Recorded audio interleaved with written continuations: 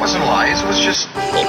Bullshit. What's the difference? It wasn't lies, it was just bullshit. The proper way to say it. No lies, just bullshit. The proper way to say it. No lies, just bullshit. The proper way to say it. No lies, just bullshit. The proper way to say it. No lies, just bullshit. Who said liar? I said bullshit artist. And what's the difference? Because I don't lie. Never. Yo, it's No Lies, Just Bullshit. Y'all all know the kid, Nicky Jams, a.k.a. Nicky Yardbirds. My name's Nick. This is my show, No Lies, Just Bullshit. Thank you for tuning in. This is episode 384. Before I get into that, couple things. Going to touch on a couple things. First of all, and always, Alliance Tattoo Supply. You got to go to alliancetattoosupply.com. They just moved into their new facility. Bigger, better space so they can serve you better. Happy for these guys. Glad that it's growing. They support good tattooing. They support Alley Cat Tattoo. They support No Lies, Just Bullshit. Can't thank them enough. What you need to do is support them. Go over to go over to alliancetattoosupply.com and just pick up whatever it is that you need to run your joint. You know, this is tattooer owned in the heart of Virginia. They do make deliveries if you're a local. And over the years, I've recommended these guys to a lot of my friends who tattoo. You know, a lot of them have switched to this company, and I can't say enough good things about the people that run it and how they run it. You can get Lineage needles, which are second to none. They have, grips, disposables. They have machines. They have power supplies. They have table drapes. They have thermofax paper. They have all the cleaning supplies. Everything you need to run your tattoo shop, you can get from alliancetattoosupply.com, and you can feel good about doing it. I'm not one of these guys who just, we're partnered up and I'm going to say whatever. That's not how I get down. So if you go over there and you support those guys, you'll be glad you did it. You'll have good customer service. You'll have great product and great consistency. And as we all know, or maybe you don't know, but I'm going to tell you right now, consistency is everything. Consistency is everything in life. That's what I tell my children. That's what I talk about with the folks that that I work with. Consistency is everything. And that's what you'll get when you order from alliancetattoosupply.com. The Norfolk Tattoo Expo, which is going to be coming up in November the 7th, 8th, the 7th, 8th, and 9th, and the 10th maybe? I'm not sure. It starts on Thursday. I think that's the 7th and goes through Sunday. Thursday's like artist night. Everyone's just kicking it. Great show, man. Last year was a great show. Y'all know J.D. Crow. He's like the godfather of these tattoo conventions, and he knows what he's doing, man. He does it right. He puts it on, and there's going to be some dope tattooing in the building. When I do this, I always don't list somebody that I love or I miss something, but of course, we're going to have a booth. Alley Cat Tattoo going to have a booth with, of course, Porter. My man Jake Hockman will be there. And then my man Chopper from down in Florida is going to be working. My homie Mabel out of Main Street Tattoo in Salem, him and his son are going to be working. Tate. Sean Anderson, who's like, if you know this show, you know my favorite episodes. Sean Anderson's like in my top 3 favorite episodes I've ever done. Mike Perfetto is going to be there. Wrath is going to be there. My dog, I can't wait to see him. Mike Schweigert is going to be there, who's also obviously a murderer. The homeboy Will Lolly is going to be there. My buddy Jimmy P and Angelo, they travel buddies. They're going to be there. George Archer's going to be there. Brian Humphreys, bunch of just home team. You know what I mean? Lots of other cats that I didn't mention. Lots of friends of mine that I sometimes forget, and homies that I don't know, and future homies, I'm sure. But anyway, it's Norfolk. It's November. It's the real deal. Great show. Great hotel. Right on the water. I highly recommend if you're a tattoo collector, get your ass there. If you're a tattooer and you're not working, you should get your ass there. I'm going to be there. It's going to be dope. After that, it's Thanksgiving and Christmas, y'all. But what else is going on with us? Let me think. This episode's epic, and I can't wait for y'all to get into it, so I'm not going to take a ton of your time. Of course, I want to talk a little bit about the Shenandoah Rose. Shenandoah Rose, of course, is going to be the tattoo convention that I'm throwing here at Alley Cat Tattoo next August 7th, 8th, 9th. It's 2026. That'll be 25 years of Alley Cat Tattoo. We're very excited to be putting on a little bit of a party and a little bit of a tattoo show. I still don't have the full roster intact. Of course, my guys will be hanging out, and they, if you want to get a tattoo from one of them, I'm sure they'll accommodate you. But pretty much what they'll be doing is probably like party tattoos, like for the one for the anniversary itself. But yeah, man, we're calling it a convention instead of just an anniversary party because it's something I hope to do every year. To celebrate tattooing and our love of the game, to empower our local community and getting tattooed by some of the greats from across the world. I have people from Europe, I have Australia, I have all over the world. I got big dogs coming to this, and I hope to release a full roster by the first of the year. And I can't wait, man. I'm gonna do it right. I'm gonna have food trucks. I'm gonna have giveaways, you name it. But most importantly, it's about the tattooing. Like, I'm not trying to put anything before top tier tattooers doing their best at killing the game. And I'm excited about it, man, to say the least. I'm real stoked. So that's coming up next fall, right? Well, not fall, it's still summertime. It'll be August. It'll be nice out, you know what I mean? Maybe we'll put a sprinkler in the yard or something. Other than that, I mean, I just want to please direct everybody to the No Lies Just BS YouTube page. Trying to get it popping over there. We're doing shop talk episodes, me and my brother Andrew Connor and Chris Porter. And we're doing what we did on the old segment, but we updated it, and now we're bringing it to you new style with proper lighting and cameras, and you can actually look at the tattoos while we talk about it. I got my pal Avery that's behind the camera and running the computer and getting everything looking good and doing it right. And so I just want to send you guys over there. Please check that out. I'm doing this thing called Chronicles with a bunch of stories about my life and things I've done and experienced and growing up in the country and just the wild shit that comes with that and years of selling jewelry on the road and that sort of thing.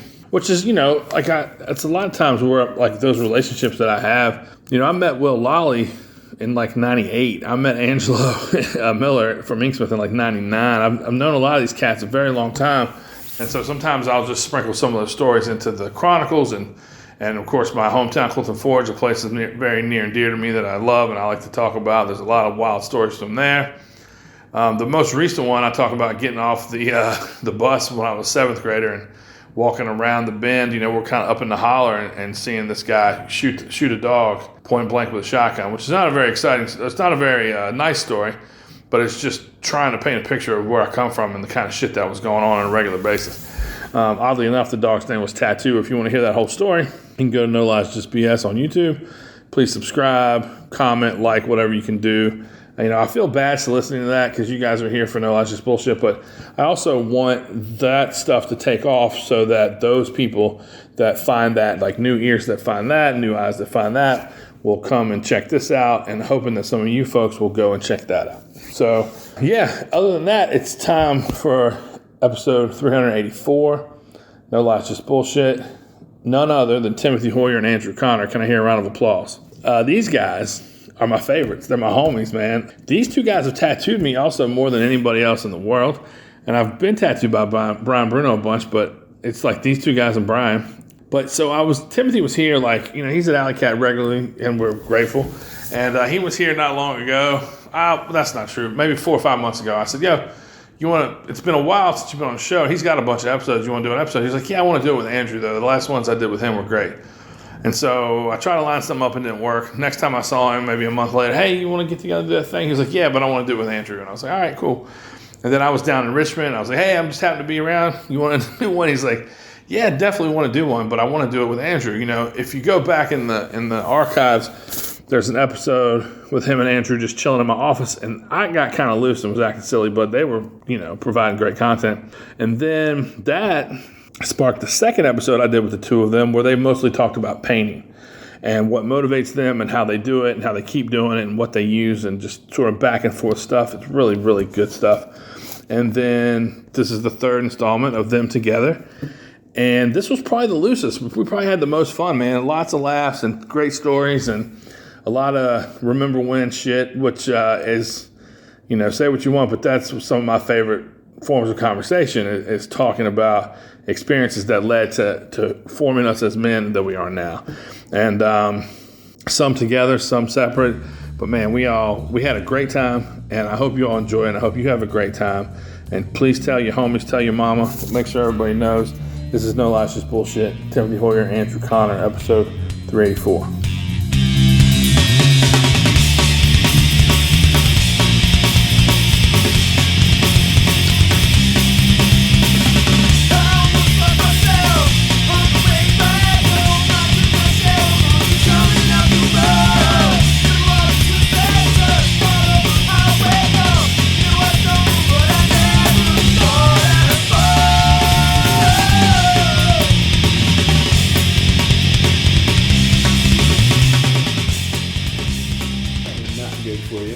Yeah, I'm sure it wasn't. Eating and shit the whole time. Yeah. Since you brought that up, I just went and started this. I was listening. I hate to say when I listen to Joe Rogan, because everybody's like, oh, God. And some of the shit I don't fuck with and I hate, and some of the stuff's really interesting. Right. When he talks about ancient civilizations and all that stuff, I find it interesting. You know, when he has a great comedian on there, I like when they talk about the craft of comedy. I love that. But I'm not a meathead enough to, like, follow all of it. Sure. And I'm so sick of him talking about the fucking vaccine and all that shit. But anyway, my son was like looking for something to listen to when we were driving. And so he's like, hey, let's try this episode of Joe Rogan. And it was him talking to a lady who was an expert on serial killers. And she talked about how in the Northwest in the 70s there happened to be a concentrated area of serial killers. Starting with Ted Bundy and Green River, yeah. And then there's also a concentration of serial killers that came out of a certain area of Texas, and that both of these areas had a mill of some sort. And when they're milling down machine parts and things like that, and they're talking about the amount of lead that gets put into the environment. The first things he talked about was prior to ethanol being added to gasoline, they added lead to it. And the reason they added lead to it is because engines were knocking, and the weight of the lead in the gas stopped them from knocking. But it was the first time that huge, masses population are being exposed to lead. And they talk about how it just drove some fucking people crazy. Mm-hmm. Sure, yeah. And then that moved into these mills, and then Bundy and a handful of others, and then they found out that, what's the pentagram guy in court? Nice Dog. Richard Ramirez. Yeah, Richard Ramirez was from the town in Texas, where one of the mills were that they described. That's right, he was from Texas. He was raised there, and then ended up in California. Yeah. But, really fascinating stuff to think about how, the solution to our problem of hearing an engine knock is let's add lead to the gas, and then not knowing, and it becomes this thing that is massive. I was telling, that provoked a lot of conversations around. You think there'd be a bunch from Flint, Michigan, huh? Yeah. Yeah, no kidding. But I was talking about when we were little kids in elementary school, in our gym, there was these huge windows, and they were like, 20, 22 feet tall, and they had these giant curtains, and at the bottom of the curtains were these lead pads. Wait, weighted them down. Mm-hmm. Yeah, we would just pop the seams open and take those pieces of lead out, and they're real pliable. So we're playing with chunks of lead, throwing them all the time. bending them and breaking them and shit. I mean, the stuff was everywhere. Oh, dude, when I was a little kid fishing, putting lead weights and biting them down. Yeah, sure. All the time, man. All the paint. Our building, when we lived in Brooklyn, our building was pretty old, and like part of the way through living there, they discovered that all the paint was lead, and we had our friends, family living upstairs that had 3 little kids, so they had to come in and remediate, get rid of all the lead and do all that crazy stuff. It's still there's a ton of old buildings everywhere that still have lead paint, I bet. Oh, absolutely. In the South, Oh God. Yeah. Tons. And then there's just so much shit. Like you hear about living in New York City, the brake dust, and how that it's in the air. Sure. Constantly. I remember as a kid changing the brakes on my granddad's pickup or helping him, when I was a little kid, and it was covered in dust. And before he could say anything, I'm like, yeah. And then he's like, oh, you shouldn't have done that. That shit's still in your life. Probably. Probably. But yeah, it's just wild. And then I just started thinking overall about how much cleaner it is to live in the country than live in the city, right? Oh, sure. And then I've been having plumbing issues for like fucking 4 weeks or whatever. And then we get our sample back, and it's like, oh, there's nitrates in your water. And I'm thinking, my water's crystal clear and it's delicious. And I'm thinking, this is the best water on planet Earth, And they're like, there's nitrates in it. Some of it is caused from organic sources like cow shit and rotting animals and rotting trees and plants and all that stuff. And some of it is from the runoff of industrial farm. Well, we don't have industrial farming. Fertilizers or like that? We have fertilizers. It's not industrial, but it's big fields being sprayed. But they normally get sprayed with chicken shit. Mm-hmm. But one time a year they do, because there's a lot of soybean growth, they do pesticides one time a year. And so, like, it's the largest underground water aquifer in North America. It's in this area. It's like an ocean, basically, of fresh water underground. Yeah. And I just always am thinking to myself, oh, you fucking Timothy, these assholes living in the big city. And here I am, and I'm drinking nitrates. Drinking fertilizer. That's got whatever the fuck else in it. You know what I'm You saying? can't get away from it. You can't get away from it. You just dude. gotta go back in time if you want to live clean and decent. Fucking Yes, crazy. indeed. It is a little crazy. Yeah, I guess if it comes from the water table, then it doesn't even matter if you have a well, because it's all just coming from the same place, right? Yeah. So then, and then it's That's like, fucked up. yeah, it is fucked up. So, and they're like, the guy's like, you should be concerned, and I'm like, well, my kids don't have 3 heads, and I've never been sick, and neither is my old lady, so we have to figure this out. Because he's like, you got to put in an inline filter, and then you want to put in a UV light that's going to zap all the water. The water has to run through a UV light, and then you put a third reverse osmosis system in place, and they all check the previous thing. And next thing you know, it's $6,000. Oh, yeah, easy. And I'm like, but I've been living here 16 years, and I'm fine. He's like, yeah, well, you should really he tested it, but he was like, you should get a more accurate test than the one I took. So I got a brick Damn. for the water in the fridge. That's all I got. Yeah. I got a 0 pitcher. That's all. Yeah, that's it. But Yeah, that's but it. the city of Richmond and the city of Harrisburg's telling you guys it's safe. They got a motherfucker like Andy Sherman checking it all the time. But I ain't got that. I just got fucking Robert the plumber. I tell you what, Andy Sherman is serious about that shit. He's on it. You know Andy, don't you? Yeah, of course. Yeah. Yeah, so he's the one I hit up, and I asked him who I should get to test my water. Smart.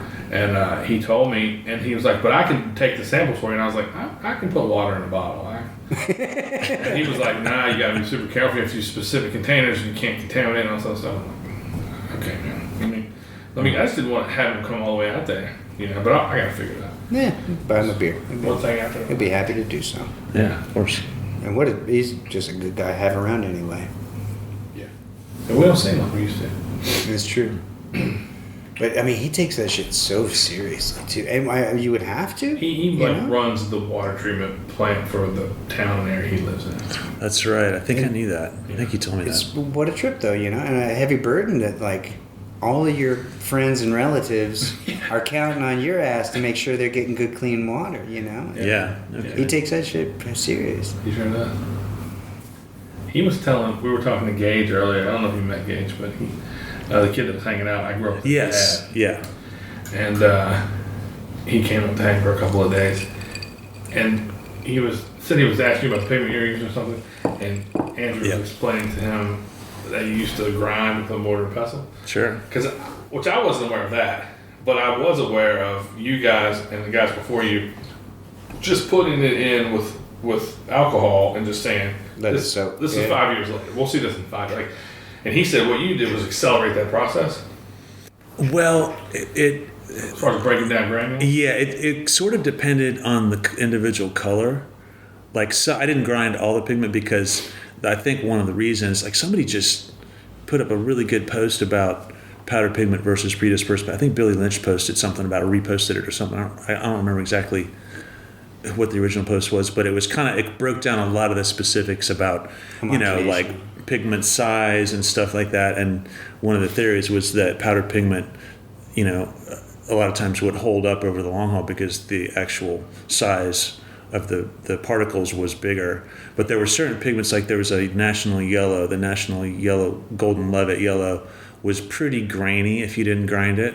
Yeah. So I would grind that by hand. But some of them were fine as is. You would grind the powder version first? Just the powder. Just the powder, and yeah. then you would make it dispersion. And what did you mix it with back then? I think the basic formula was distilled water and alcohol and vegetable glycerin. It was maybe let's see, what was it? It was about half distilled water, and then the other half was half and half alcohol, or sometimes you'd use vodka. I was going to ask you. Yeah, vodka.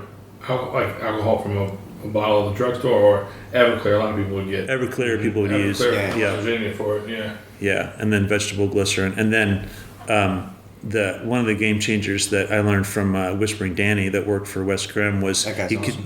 He's great. He was he was mixing a bunch of pigment around the time I was just kind of starting to play with it, and he would use a surfactant which breaks the surface tension of the liquid, which was basically ivory soap, like dish soap, and he'd put like 3 drops in each bottle. Once it was all bottled up, he'd put like 2 or 3 individual drops in the bottle and shake it up, and that really made it a lot smoother and made it go in a little bit easier and stuff. Smart. So that was one of the little Mike Dorsey bits. taught me about using a little dab of that for painting to keep it a little wetter for longer. Yeah. If you're doing big fades and stuff. Yeah. Just a tiny bit Yeah. of like dish soap or something. Right. So it would do the exact same idea. Yeah.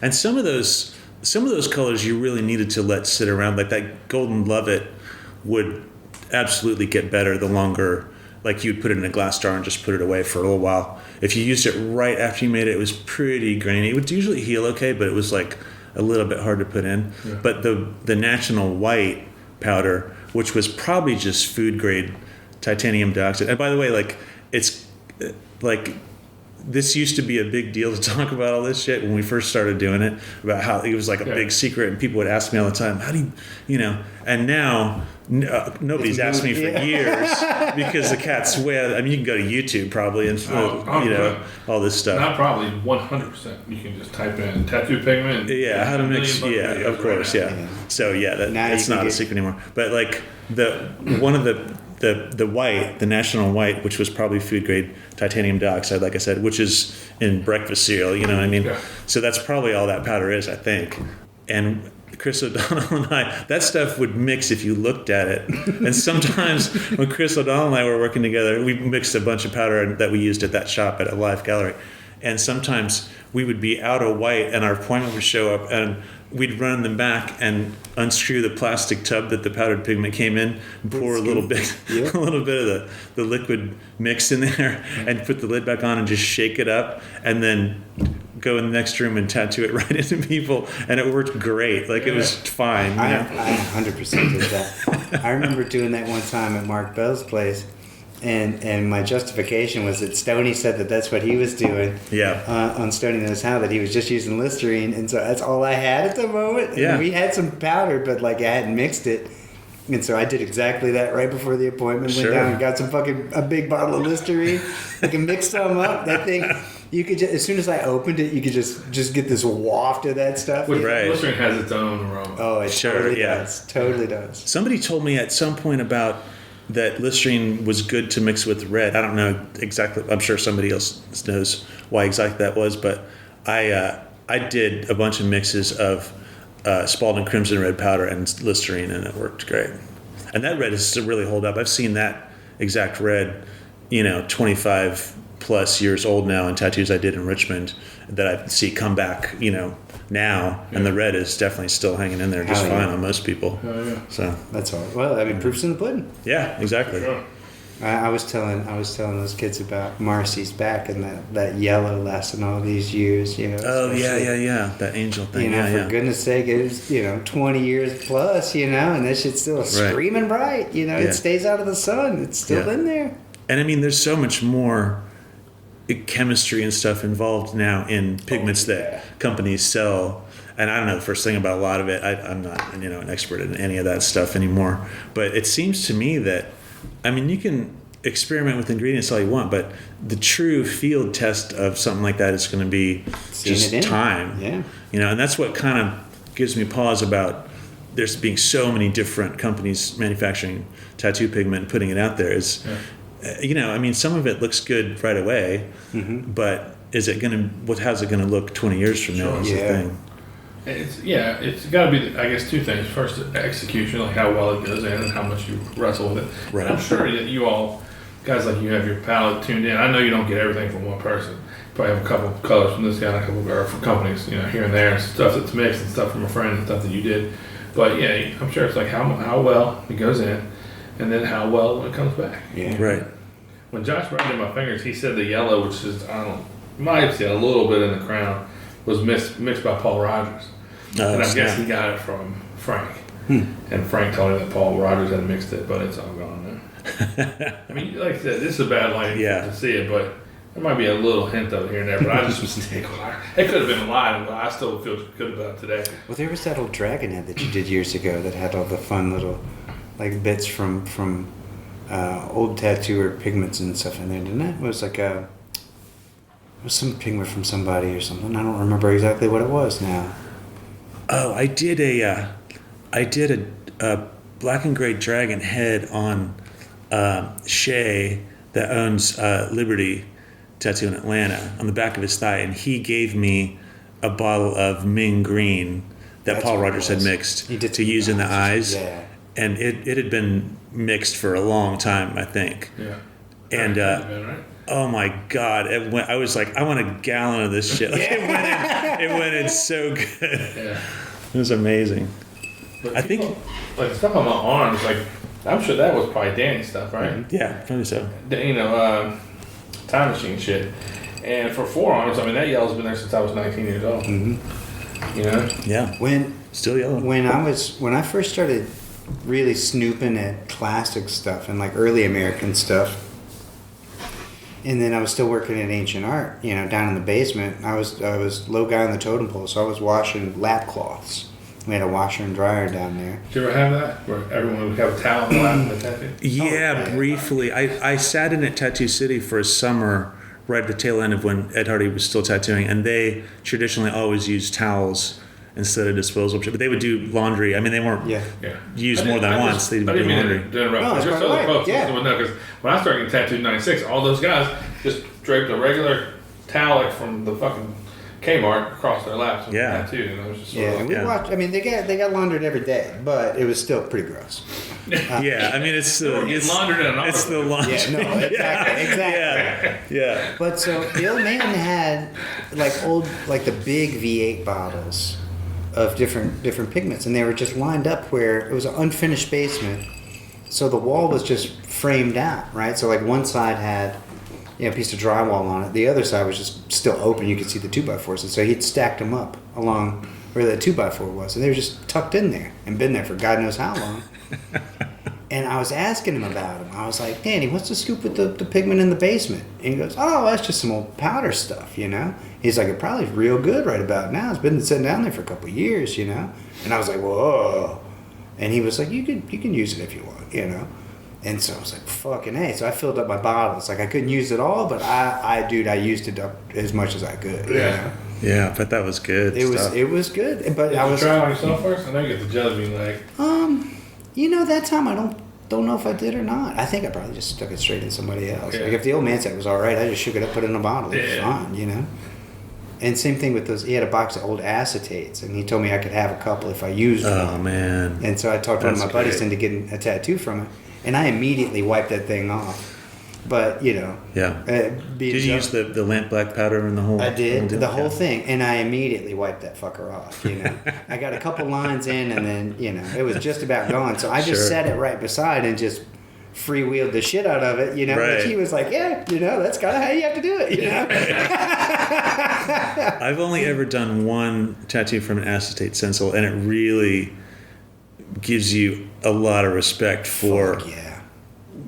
the way tattooing used to be when that was the way it was done. Mm-hmm. Because my God, talk about fragile. I mean, you put your finger in the wrong place and Yep. it's gone. It's curtains. Yeah, there's not even like a shadow of it like there is with a stencil that starts rubbing off. Yeah. Like, there's nothing. Yeah, at least with that, you get something. that's Yeah, still yeah, kinda exactly, there. exactly. And also, like, it really impressed upon me how much the paper stencil changed tattooing. I don't hear people talking about that very often because, like, all of a sudden when the paper stencil came along, you could now do really detailed stuff, and you could like redraw stuff a bunch of times and really dial it in, and then make a stencil and put the exact drawing on somebody, which wasn't possible before the paper stencil came along. Sure. So that was a big change, I think. Yeah. And that was also like process was very important. You had an acetate. You had to go lower left. Yeah. across Oh, because dude. Yeah. You couldn't just be like, well, let me start here where it seemed comfortable. You lower left corner and just work your way up and across, because otherwise It's curtains. smudge it, it's fucked. Well, we Yeah. were talking about Richie Montgomery earlier, and I was talking about watching those old guys work that like used to work off of acetates and how tidy they are. Yes. Because like just little dabs, like just where he just touched, no bullshit, no wiping the whole thing down, you know. Yeah. And it's like covered in Vaseline too, so like that will keep excess pigment from running too much. If they're laying, because the petroleum is just going to beat up on top of it. You know, it's sketchy, but yeah, I love watching those guys. They definitely have a different technique about it. Sure. Richie Montgomery is an absolute master. If you watch him work, I've never seen somebody so efficient. I was going to say totally efficient with his movements. He doesn't waste anything. Man. Yeah, it's incredible. He's the coolest too. Oh yeah. He's the fucking coolest. I was intimidated by him, and I don't get that much. Tough guy, tattoo guys, normally for me, I'm like, whatever. Right, of course. We're gonna fight, I'm 4 years old. But he was there's a couple dudes over the years and he's just one of those guys. I wasn't afraid of him, but I was just like, I don't want to say something stupid in front of him. And he's clearly tougher than I am. You know what I'm saying? He's tougher than everybody. Yeah. But yeah, it turned out to be so nice. He's the nicest dude, though. And when he tattooed Richie in Florida, so good. He had Richie sit on a stack of 6 chairs that were just stacked up from the fucking, at this hall. Mm-hmm. And Richie just sat on the very top of them and stuck his leg out, and he did his rose on the side of his leg, and it's just a flawless tattoo. Right. And he's an older guy, and he didn't complain about being cramped, didn't complain about not having a table or anything like that. He fucking did the nicest rose you've ever seen. Dude, he was busier than the rest of us all weekend. He was crushing them out, man. Like, as he should be. Yeah. He's just a true legend, man. Yeah, but, this motherfucker, I don't want to tell his story for him. You can go back and listen to his exceptional episode. I mean, as good as anything I've ever done. Yeah. And I've done some fun ones and some cool ones and some information stuff that's, I think, crucial. His is amazing. This motherfucker goes in a phone booth when he's a teenager. He's not even 18 years old, and sees a fucking business card and gets tattooed within the next couple of days by the guy whose business card that was. And he's just walking around New York City, a kid, being like, I want to get a tattoo. He gets a hot stuff tattoo on his fucking bicep. And he's so hyped. The next day he goes back and gets flames all around the motherfucker. And the dude, he said the day 2, because the execution of that tattoo was crude.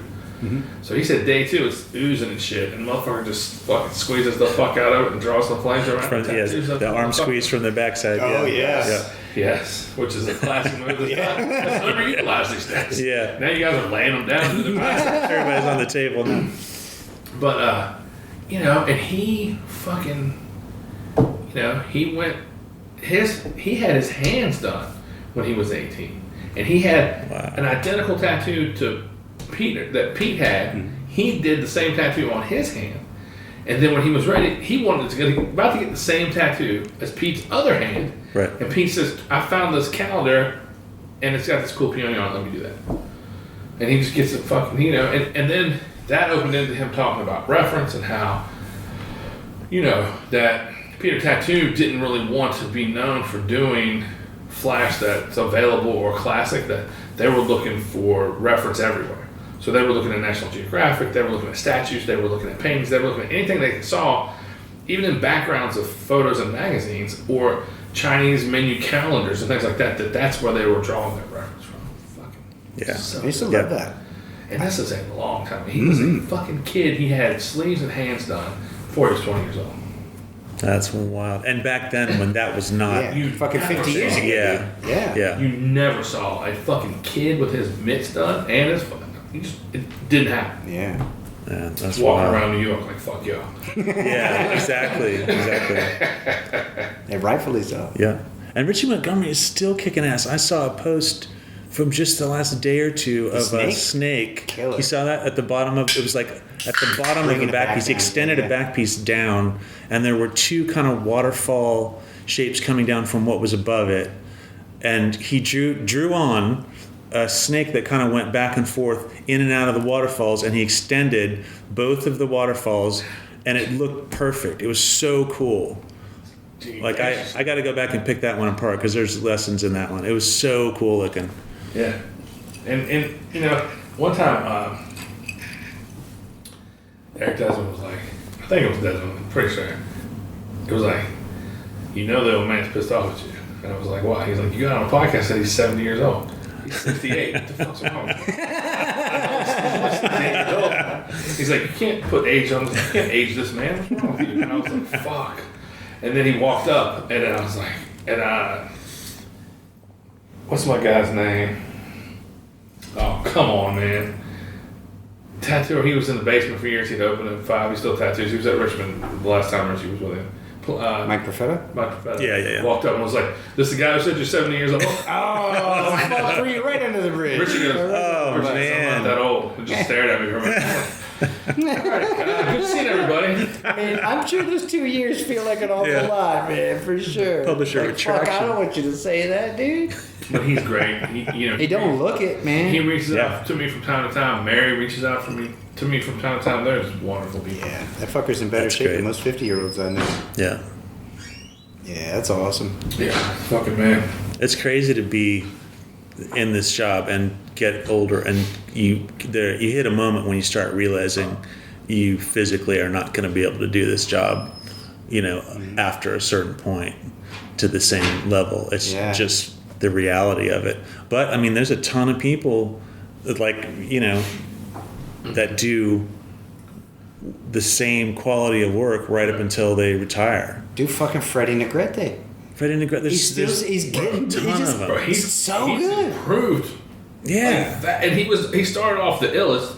And he just keeps getting better, man. Exactly. But, you think about Fucking Hanning the and kind of stuff, work too. he was putting out early in his career, and like that black and gray aesthetic that he created, it got more sophisticated as it evolved through other tattooers over the years. And then you look at his shit now, and he just went with it. Yeah, 100%, dude. He just 100%. He didn't like say, this is what my portions look like. He just raised the bar to like, he can do what Bob Tyrell can do. Oh, yeah, 100%. Yeah, 100%. I mean, it's just fucking wild how good he is. I love it, man. Yes. Bob Roberts. I saw tattoos that Bob Roberts did in his final year of tattooing that just looked like Bob Roberts tattoos. No, even Boys Knows great. Arm and stuff. And he was Yeah, like, well, great. I just need to make it a little bigger so I can fucking see everything. you Yeah. know?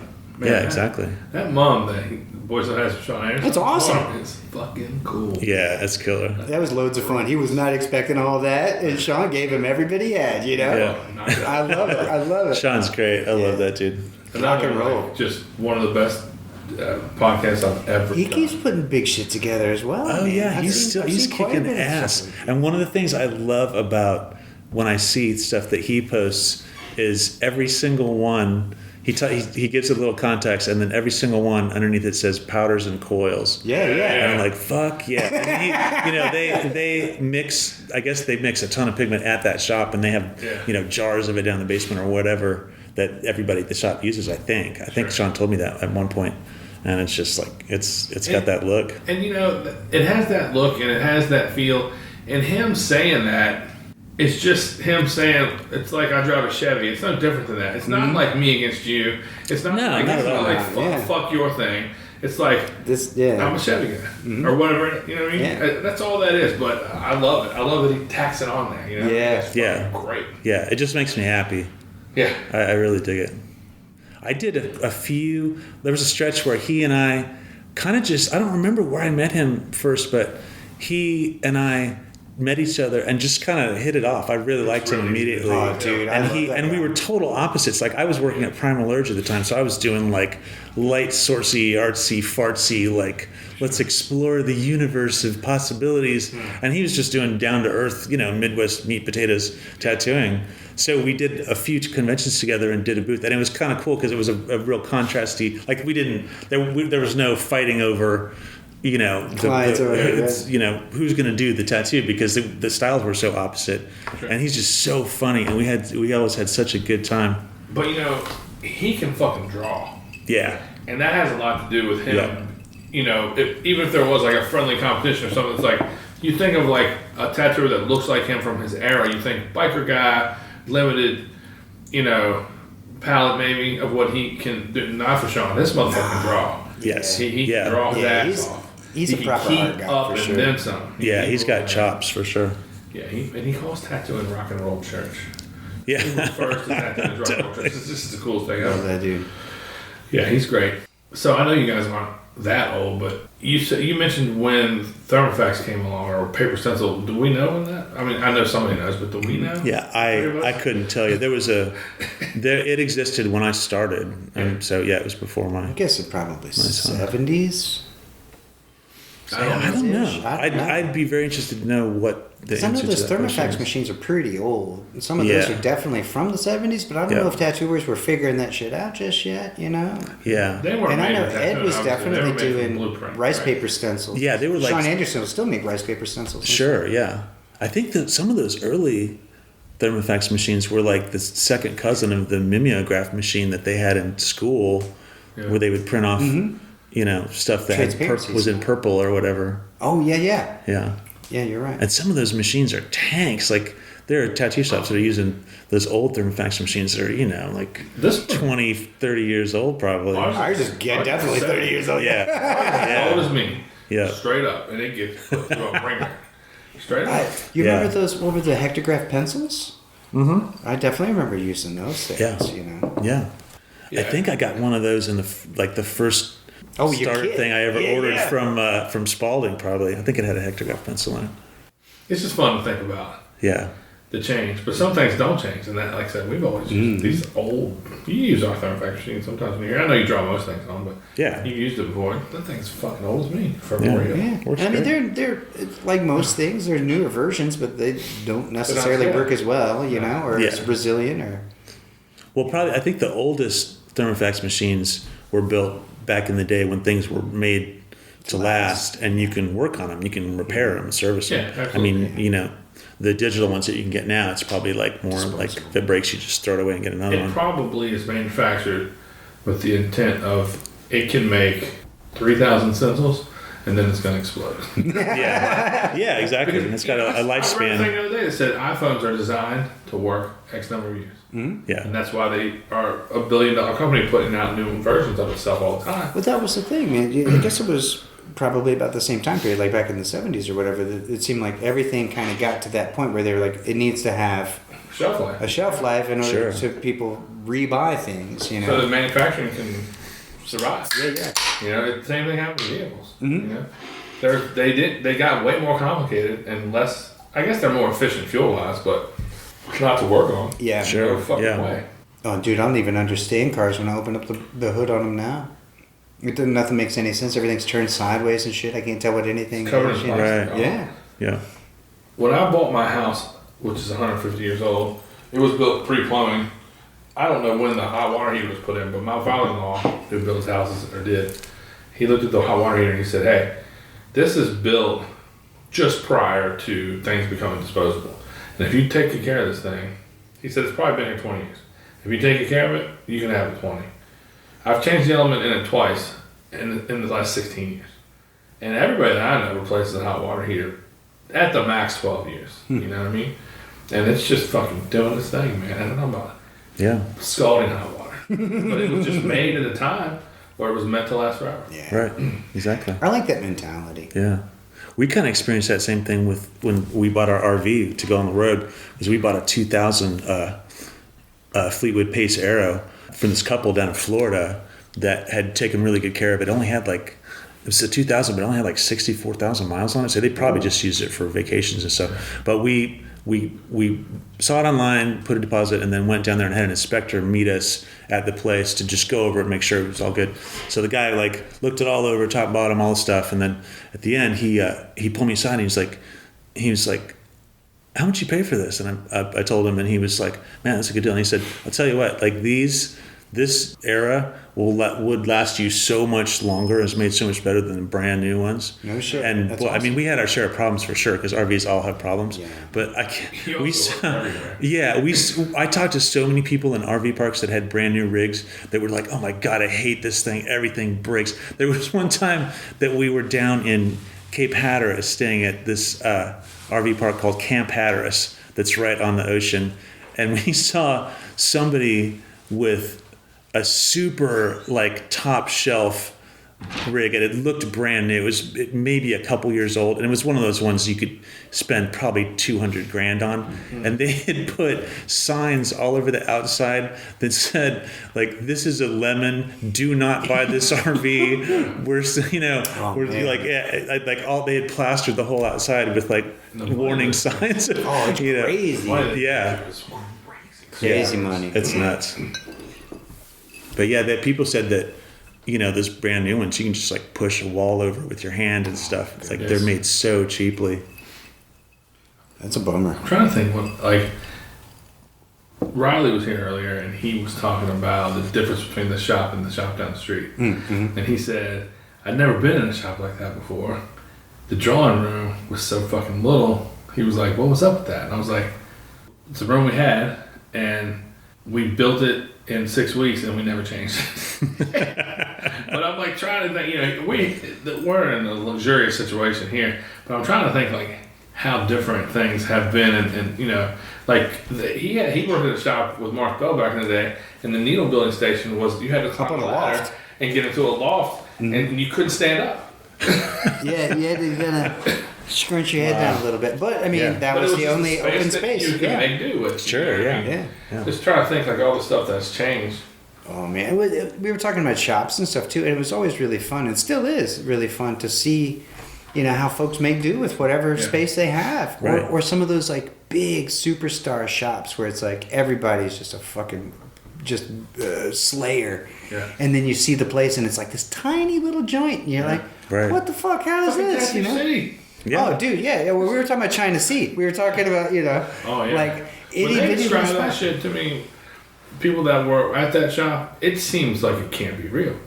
Like the amount of space that they had. Like, they were talking about like, Doug described it to me over the years. Sterling has described it to me more than once. But like, they're basically touching each other. Yeah. And there's 5 of them working. Dude, Scott talking about working there with Mike Malone and stuff too. And Mike was a big boy, Sure. Like, oh man. But I mean, it was like the way they described it seemed like the area where our drawing table is in this area. Yeah. That's the size of this fucking place. Pretty much. Right. One door and that much space. But shit, Timothy, they was tattooing underneath the stairs at the old Absolute and stuff. Yeah. All kinds of wacky. That little Harry Potter closet under the stairs. Yeah. That was super cramped, but I always loved that. Yeah. Because Brian Bruno station was right on the other side of that wall that didn't go up to the ceiling. Yeah. So we could like talk shit. Yeah. I couldn't see him, but we could like talk shit over the wall the whole time we were both working. That was great. I loved that. I loved working that station. And then all that old picture machine stuff was in there too. Yeah. Cool. That whole wall was all in that little guest spot under the stairs was all picture machine flash. Man, if those walls could talk, I fucking love kidding. that joint, man. I used to love to bring people into that station that were friends of Brian's, because you could, when you went into that station, you could look at the wall from the side and you could see the 2 inches of drawings that were on Brian's wall, and like all the stuff that was on the outermost layer that you could see was so impressive. And people would be like, "Oh my God, look at this! Look what he's doing!" And I'd be like, "Oh yeah, check this shit out! Look how much it is." 16. Yeah, look at the layers. Yeah, nuts. I had the Brunos over to my home yesterday. Did you really? I did. Right on. And it was lovely. It That's was a great. lot of fun. And Emily mentioned you coming over there and helping her out with some art supplies and stuff. Yeah. And she was talking about his drawing space, and he had a ton of drawings that this gentleman attempted to throw away that Brian had taken. And she was like, it's a whole corner of Timothy drawings. Oh shit! And he hijacked all your stuff. When I moved from from Richmond to New York, I guess it must have been like 2007.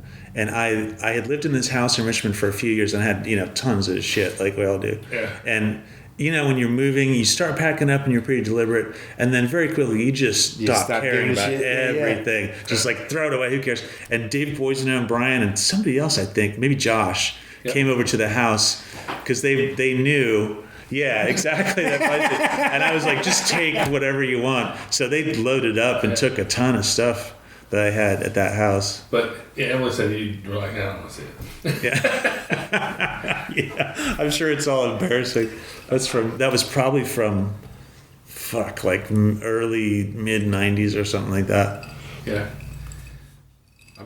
That's fun. I bet that's fun. Yeah, dude, I'd be hanging on to that shit too. But dude, Brian, like it was crazy going over there and I don't know how much I should talk about this because it's probably a little bit on the private side, but I will say that Brian Bruno was always pretty cagey about paintings, and he didn't really like to sell paintings. He hated doing commissions for people. He didn't really sell paintings. He would paint, but he didn't really sell paintings. He painted a bunch of stuff during COVID like everybody did, but he was always like a little close about it.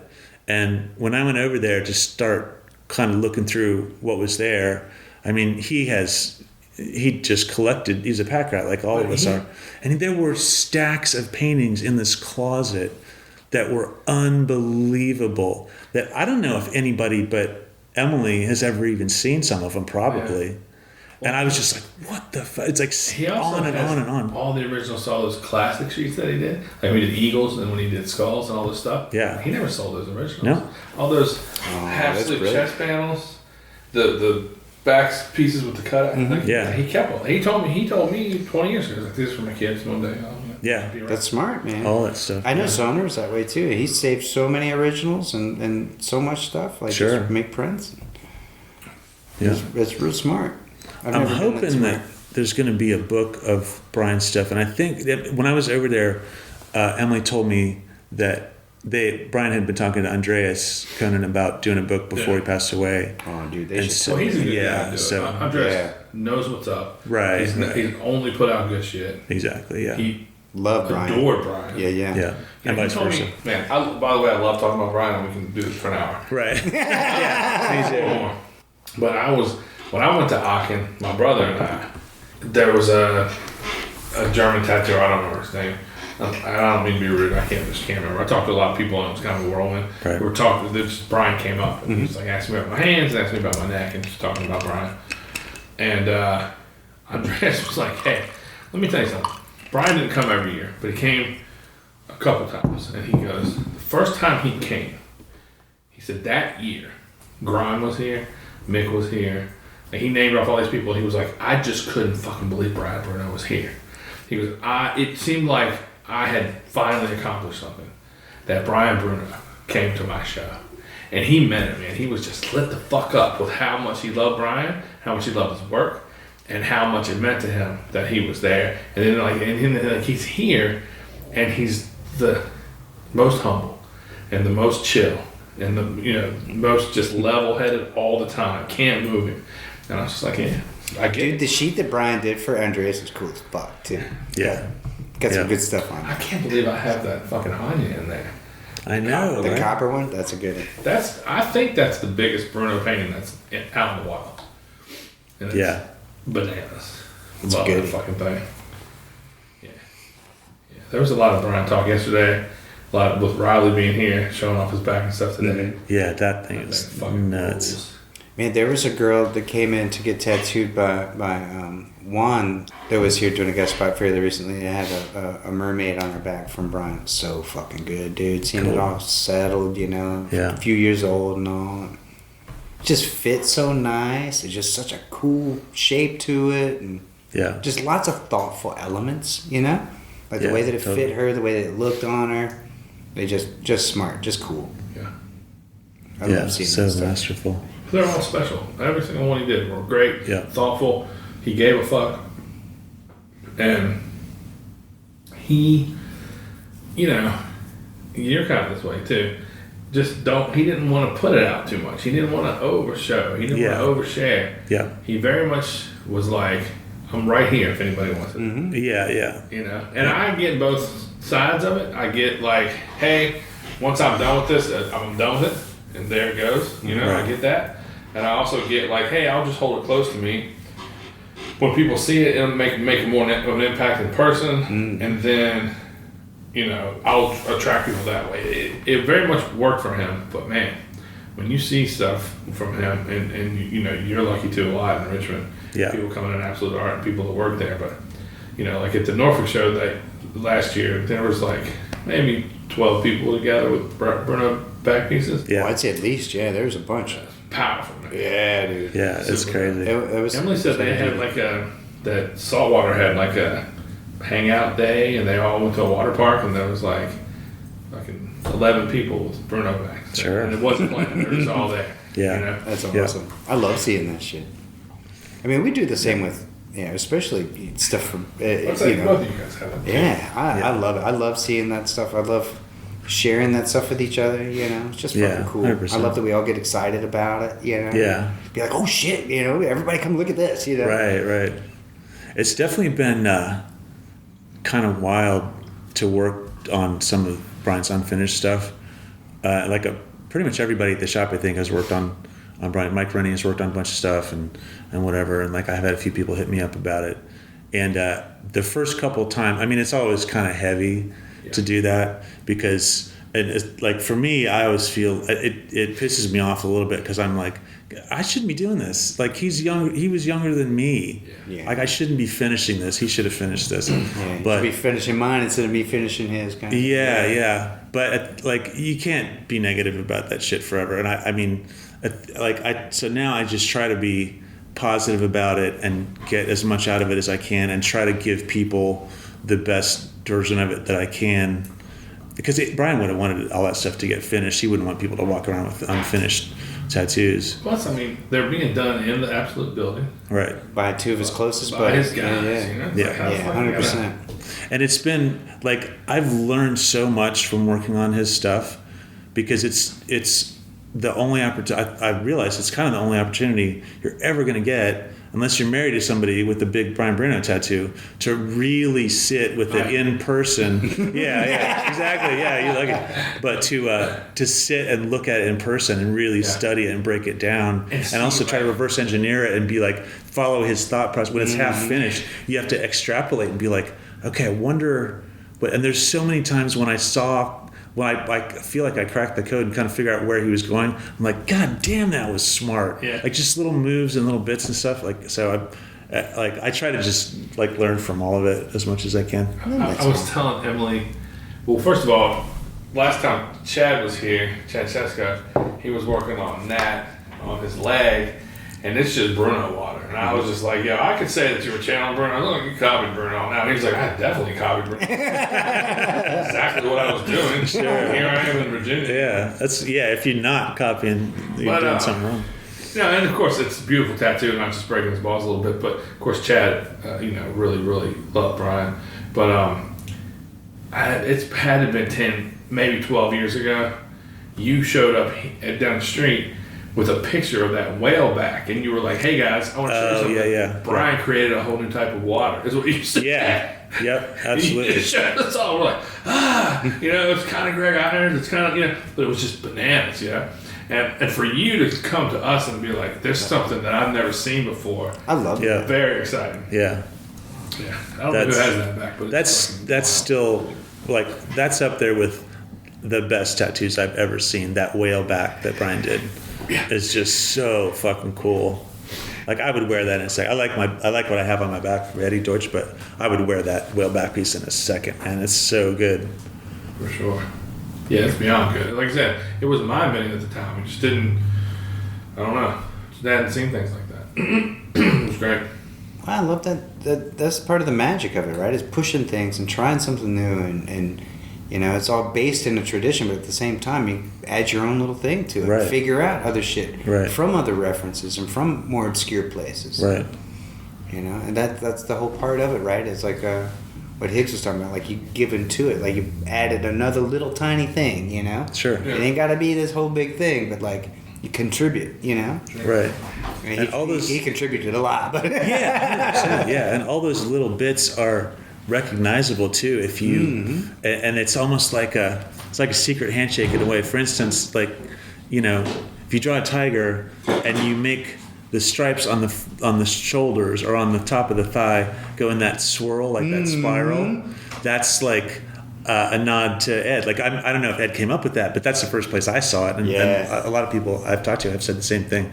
So when I see people doing that, it's so cool because it's like a little tip of the hat. And you recognize that, and you're like, okay, I see. Yeah, I see. It's like, I don't know, like you instantly kind of feel like you have some common ground with that person, that they have kind of the same background or the same tastes or whatever. Same team. yeah, exactly. I'm fucking Team Ed. For exactly. Sure. And there's a million little moves like that. Like that's what to me was what is so cool about traditional tattooing is all those little nods to history. And then at the same time, especially these days, you're seeing people that really deeply understand all that history, like Rath. I mean, think about what Rath's doing. Like he has such a deep understanding, like more than a ton of people about all the history. He's published books about it and all that stuff. Yeah. But his tattooing is so fresh looking, but it's firmly rooted in Super the classic. tattoos from decades and decades and decades ago. So it spans that whole amount of time. And that crazy booger got that shit on deck, you know? Like, this is how this is supposed to look, but what if we did this with this and Sure. And so then it's the weird combinations of things where it's like, half of a Japanese face, but it's then kind of adds this little twist to it, And so Right. you see all the little parts and pieces, but put together in a way that you've never seen before. I love that shit. He's constantly innovating, like the broken up panes of glass that have That shit's brilliant. little bits on them. I've seen that tattooed on a bunch of people. Or like, for instance, like the Mike Wilson tattoo with the curtain. Mm-hmm. It's just a thing that you add to it, and then it becomes part of the language. Yeah. I like that. Yeah, That's I love cool. it. It's really cool. I love those curtain tattoos. Mm-hmm. From Wilson. Yeah. when Mike Wilson was at Absolute Art like a few weeks back, somebody brought up the curtains, and he was like, "Yeah, everybody's hurting for a curtain." I love that dude as well. He's great. You know how like sometimes people say something like, but other times somebody says something they look up to and you latch on to that thing. I'm not going to tell the whole story of the scenario, but somebody sort of was talking about observing a coworker going through a tough time with a woman. And Mike just sort of hanging out, listening, tattooing, just sort of letting the guy go through his feelings and talk about how hard it was. And then finally he'd stop tattooing and went, "Well, she didn't belong to you, it was just your turn." And this tattooer, who's been later in life going through a similar thing, it's just like the words of Mike Wilson just ring true to me sometimes, and I think about that. That's how it goes, man. And he's got them too. Like he'll just throw out a little nugget of just fucking brilliance, and you're like, damn. Yeah, absolutely. Like, somebody was talking about needing a touch up where like something like one pass wasn't enough. You know what I mean? Like it still just needed some more saturation. And he's like, well, hell, sometimes you just got to put a second coat on a room, you know? Like, sometimes that's what it takes, you know? Like, ain't nothing, no shame in that. Just fucking give it another pass, you know? Oh, Mike.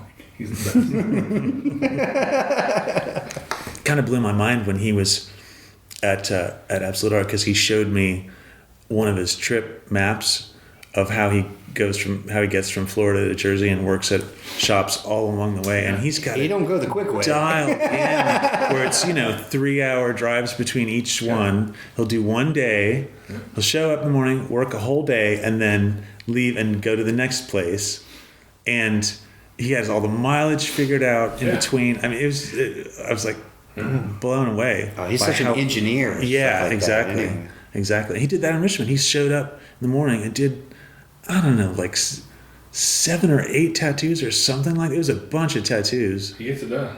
And then he was going to stay at our place because we live pretty close to the shop. And like sometimes people come in town and stay with Chad Chesko's been staying with us a bunch. But I think he was going to DC after that, and he didn't want to fight the traffic in the morning, so he just left the shop the same day and drove up to DC. Yeah, and he does that. Yeah. With it. He has full access here, and sometimes it's just fucking hilarious because he puts his pants on one leg at a time, but then he makes hit records. Yeah. That's such a good way to put it. You know what I mean? And so we all know, but yeah, he's just a regular fucking dude. He's so fun. One day he calls me up. He's like, "Hey man, I gotta get these dogs from Florida to New Jersey. I'm not doing any tattooing, but can I just crash at your shop?" And I was like, "Huh?" He was like, because he's been a key holder forever. Of course. And I was just like, "What do you want to do?" He's like, "Yeah, I got these dogs, man, and I don't want to drive the whole stretch with them. Can I just stop and just sleep on the couch at the shop? And the next morning I'll be gone before you even know it." I was like, "Yeah, dude, that's fine." He comes in at night, and he fucking gets some food, and he has his dogs that hangs out. Yeah. This was down the street, but then one day he was like, "Hey, I'm gonna come the night before because I think there's gonna be some weather." Because he was tattooing here the next day. Right. And I was like, "Oh yeah, it's fine." And so I get there and I walk into the Flying Panther, and he's sitting there he's got his foot in a trash can full of snow because his foot was hurting from being in the same position driving. No, he fucked that ankle up a little bit a while back. And his foot, I think somebody told me about that. Drawing with his phone propped up, playing a video of some kind. He's drawing, and he's got his foot in like a small trash can full of snow. He's like, hey man, I'm just, what the fuck are you doing? He's like, oh man, put a little ice on the ankle here. I love it. Yeah, it's fucking great. That's so good. I'm just glad that he's that comfortable here. 100%. And that we can accommodate him. Definitely. Doesn't get no better. Yeah. Dude, we were all talking about it earlier, and especially about having you here, as frequently as we do, and how much we all love it and love having you.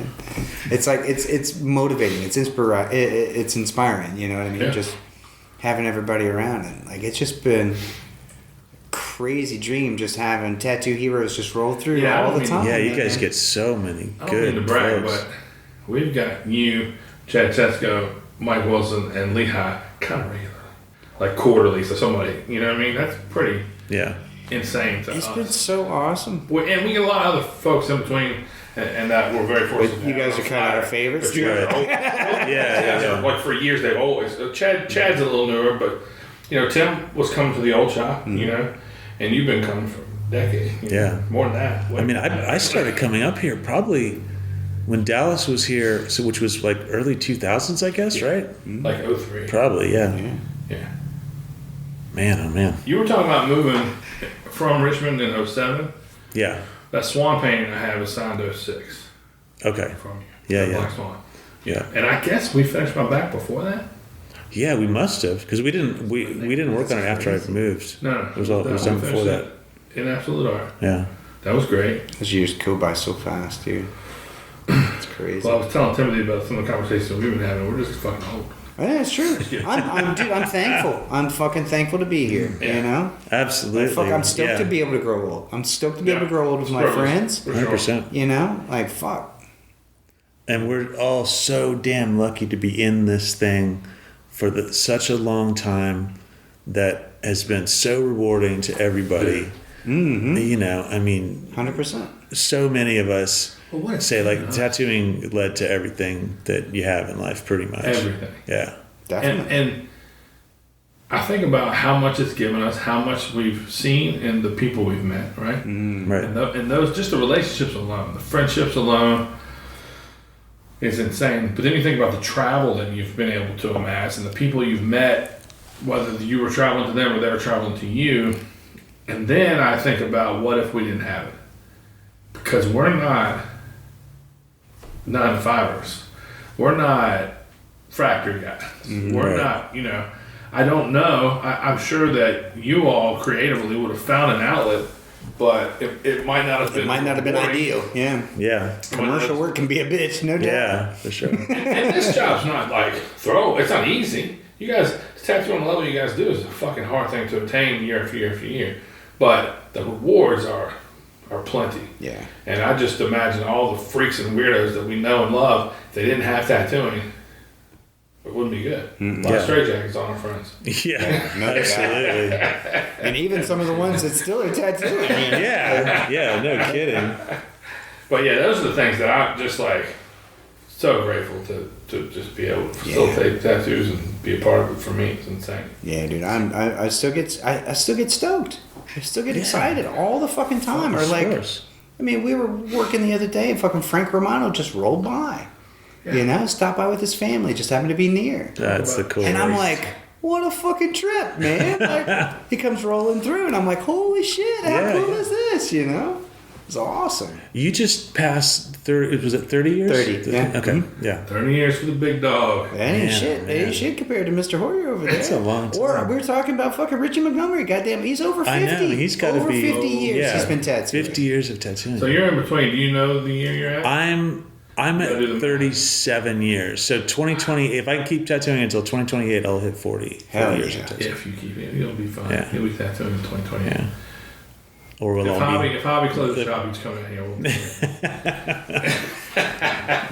man, that's the thing, man. Fuck yeah, it's a thing.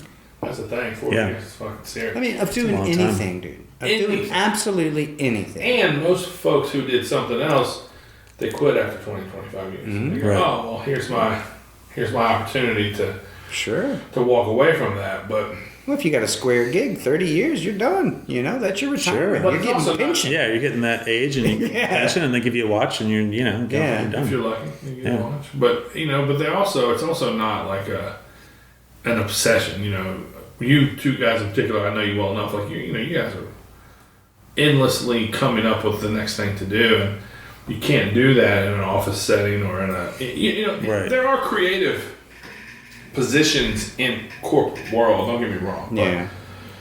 not where you can draw a fucking tiger body with a fucking Kuan Yin head and a dragon tail and go, hey, everybody, look what I did. Right. And everybody go, oh, fuck.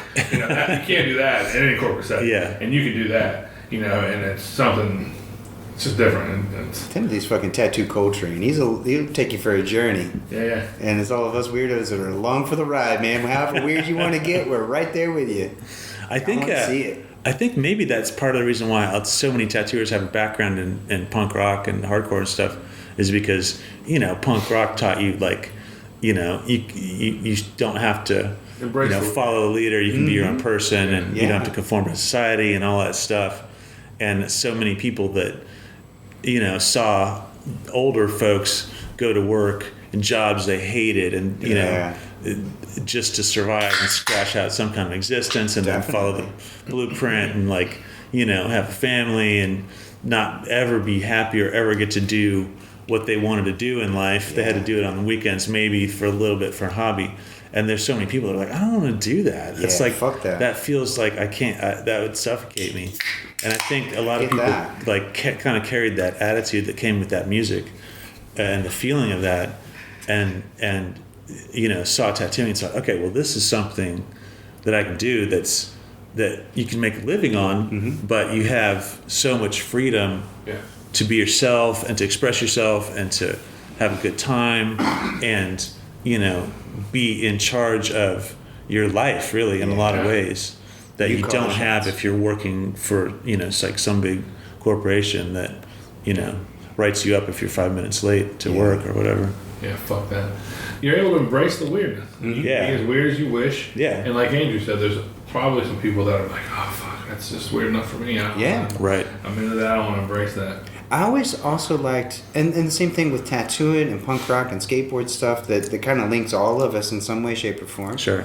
But it was always inclusive instead of exclusive. Right. Like, right. you don't fucking fit in anywhere else in the world?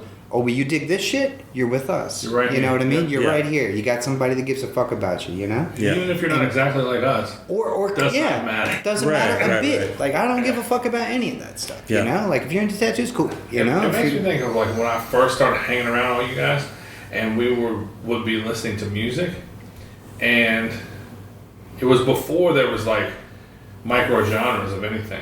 So like Andy and Troy and the guys I was around called Avail, the Misfits, the Subhumans, the Dropkick Murphys, H2O, Sick It All. It was all punk rock. Everybody just called it punk rock. Yeah. Eventually, hardcore separated itself a little bit and became a different thing. But there was a time where it's just like that was just punk rock music, and it was everybody.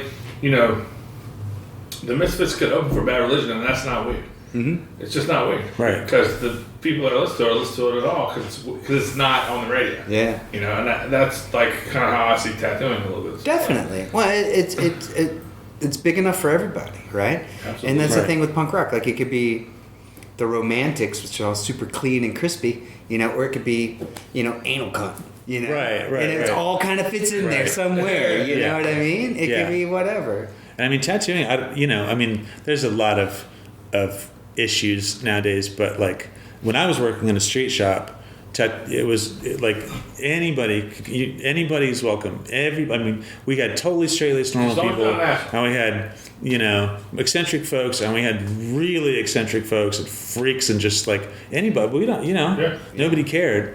And now, there's definitely a lot of tattoo shops that kind of predicate their operation on, well, we're inclusive, you have a safe space here and Right. this and that, and like, I don't know, to That's me, what like does. that wasn't new, because and also like, my first boss was just like, they all got money. Yeah. You know what I mean? Yeah, I mean, it's like, sure. you don't turn anybody. It's a business. Absolutely. It's a business at the end of the day. And so the idea of they all got money is not based in we're accepting of everybody, but it's also exactly the same thing. Right. Like, you know what I mean? Like, we're not excluding anybody for any petty reason. Mm-hmm. Right. And like I said, I think the idea of a tattoo safe space is somewhat redundant because it's always been a place where it just didn't fucking matter if you were a dude with a dress, or if you had fucking blue hair, or if you were any of the things that I wasn't. It didn't fucking matter. Yeah. Like, our clients looked like everybody. Right. And that's the shit. And I mean, they're just people at the end of the day. I mean, right. And come on. Right, exactly. We got something in common. Exactly. Yeah, and there's so many times that you would look at somebody and get a first impression, and then they sit down and you talk to them for a little bit, and they're completely different than what your first impression was like. I mean, sometimes your first impression is right on the money. Sure. But yeah, that happens in line with the bank too. I had to break myself with that shit really bad. I had fallen into years and years and years ago. I had kind of fallen into like somebody's walking in the door and I'm already deciding what they want, what they're going to ask, what they're going to be like, you know, and basically kind of shutting them off into like trying to pigeonhole them into one thing that I thought they were going to be just based on appearance alone, you know. And the more I've let that go and let somebody determine who they really are to me, they surprise me constantly, dude. Like, so much cooler than I anticipated.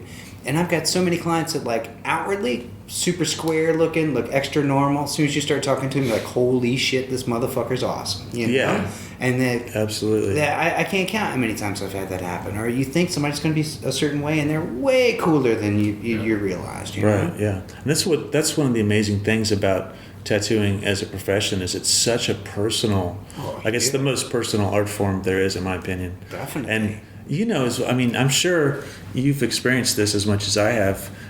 You have to be so many different things to be a tattooer, and part of it is you have to be part therapist. Oh yeah. I'm sure that people have told me things they've probably never told anybody else. Yeah. Because there's this kind of built-in trust that they have to have in you to sit down in the chair in the first place. Just saying, hey, you're the guy to do this for me. Right. And they're getting something permanent that's painful from you. Yeah. So just to sit down, they already have to be past that hurdle. Yeah.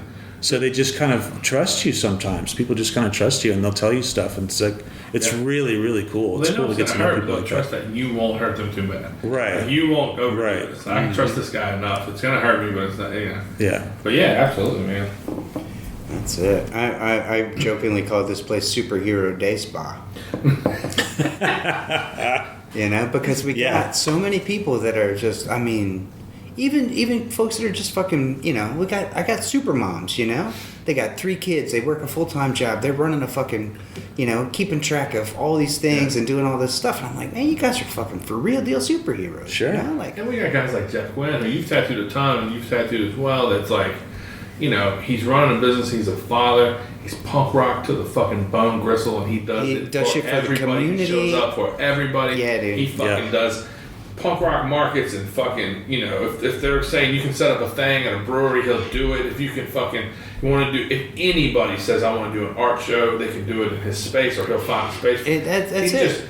And he's just been doing it. I met that motherfucker when I was piercing down the street, and he had an appointment to get a piercing, which was an odd thing in itself, in fucking 2002. And Scott Garnett was supposed to do it, and Scott was like, yeah, I'm going to Philadelphia to play a show. I got this kid Jeff coming in. And Jeff came in and was expecting to see Scott, and I'm definitely not Scott. And I was like, hey, what are you doing your piercing? He's just like, and I did a septum, and it freaked him out. And I had him lay down. I did opposite of what he was expecting, and he was here a week ago just to talk to me about kids and business. Yeah, I love that shit. shit. Fucking great guy. That's awesome. But just constantly, like there's a lady that, was like big time firefighter and stuff. Like did a bunch of stuff with wildfires out west, and crazy shit. All the time we get people like that through, and and all the even the kids that were here today, like fucking Dalton and all those kids. It's awesome. Oh, yeah. I love having so many characters. Did you see around. Riley's front? Yeah. It's a big one. Crazy. He showed me that. He came in Absolute Art like last week maybe or something. I was think getting it showed me Jeff that. Rasher? Yeah, Jeff Rasher. How And he cool showed was me- that hanging out? Oh, my Seeing God. Jeff again. I love that dude. Jeff Rasher is one of my favorite people in the world, Dude, and the shit it was he's so done, cool those to guys see are him. So good. Oh my God, he's the best. He's Jeff Rasher. He's the best. He goddamn is, man.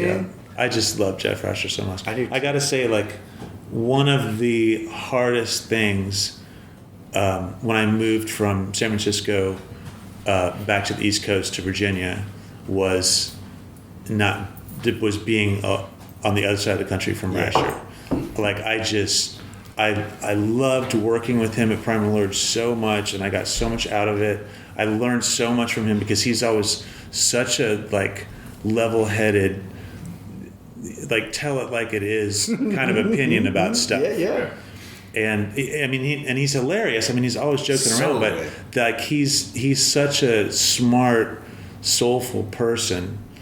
And that was one of the hardest things. I kept thinking, like, do I really want to do this? Like, do I want to leave? Yeah. Well, And break up with Jeff. I mean, I'll that's tell a you tough what, one, dude. like- I mean, I'd sacrifice a lot to Yeah. just be able to hang out with that dude frequently. Of you know course. what I mean? And one of the most touching things that I think has ever happened in my life was when I was leaving San Francisco. It might have even been in the last couple of days or something. We had a little get together of everybody, and like a going away little thing. And Rasher, Rasher's like, he jokes around a lot and whatever, but he's not a super, like wear his heart on his sleeve kind of guy, emotionally and all that. This is kind of a personal story, I guess. But he gave me a going away present that was this like sculpture thing that he had made that was in a frame that was really cool. It was like kind of painted and like kind of cartoony and stuff. And then I turned it over, and on the back it just said, "Don't go, Jeff." Oh my Is God, that dude. from a hero, from like a guy Yeah. that everyone like. If you like freaky tattoos, he's your guy. Yeah. Dude, everything. Yeah. He's such a Yeah. badass. Like fucking making totem poles and shit, and laying Yeah, out absolutely, wood, yeah. and like, dude, he does everything. Making crazy shit, distilling booze, like fucking making everything, making bread. You know? Yeah, I love it. yeah, the wood carving, all that. Go Yeah. to Andrew, brought him into my room and goes, "You guys need to know each other." I did. Sam Berenstein, like Yeah. Sam being a farmer and shit. And I Yeah. knew that Jeff's dad was a fucking lumberjack and all that stuff. And like I Right, knew right. that they would have shit in common and stuff because I just, as two human beings, I knew they would jive, Yeah. And I Yeah. also knew that Jeff would be stoked about it's fucking the Berenstein kid, Right, yeah. Like how cool is that? Yeah. And so I knew that the two of them would jive, and within minutes they were like, it was great. I was so stoked about that. Oh, sit there, bro. I might pass on that. I Is appreciate there ice in it. the fridge right there? Yes, there is. Yeah. Will you take a breather for a second? Sure, you want Let's to do that. Yeah. Let's do that. Let's do that. Pause it. Don't let me forget to fucking unpause it. Oh yeah. Right? Pirate strength, man. So, Yeah, man.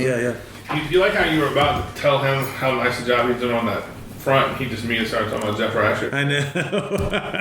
That, my friend, is a That's called classic deflecting. misdirection.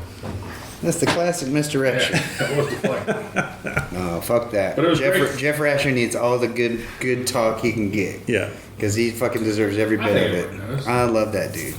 Yeah, he's great. I only want to get. I haven't said this publicly, but there was a time where we were talking about it, so I'm going to say it now, and maybe it'll happen. I have a house in the town I grew up in. I was going to ask you about this because I was thinking before I came up here, I was thinking about you, and all of a sudden I was like, I should ask Nick about that painting summit Yes. idea that he told me about Andreas like years came to me. ago. Andreas is like, I want to do it on the East Coast, but if it's in the mountains, Rasher will come because he likes the mountains. He does. Yeah. Yeah. So that was the original. Yeah.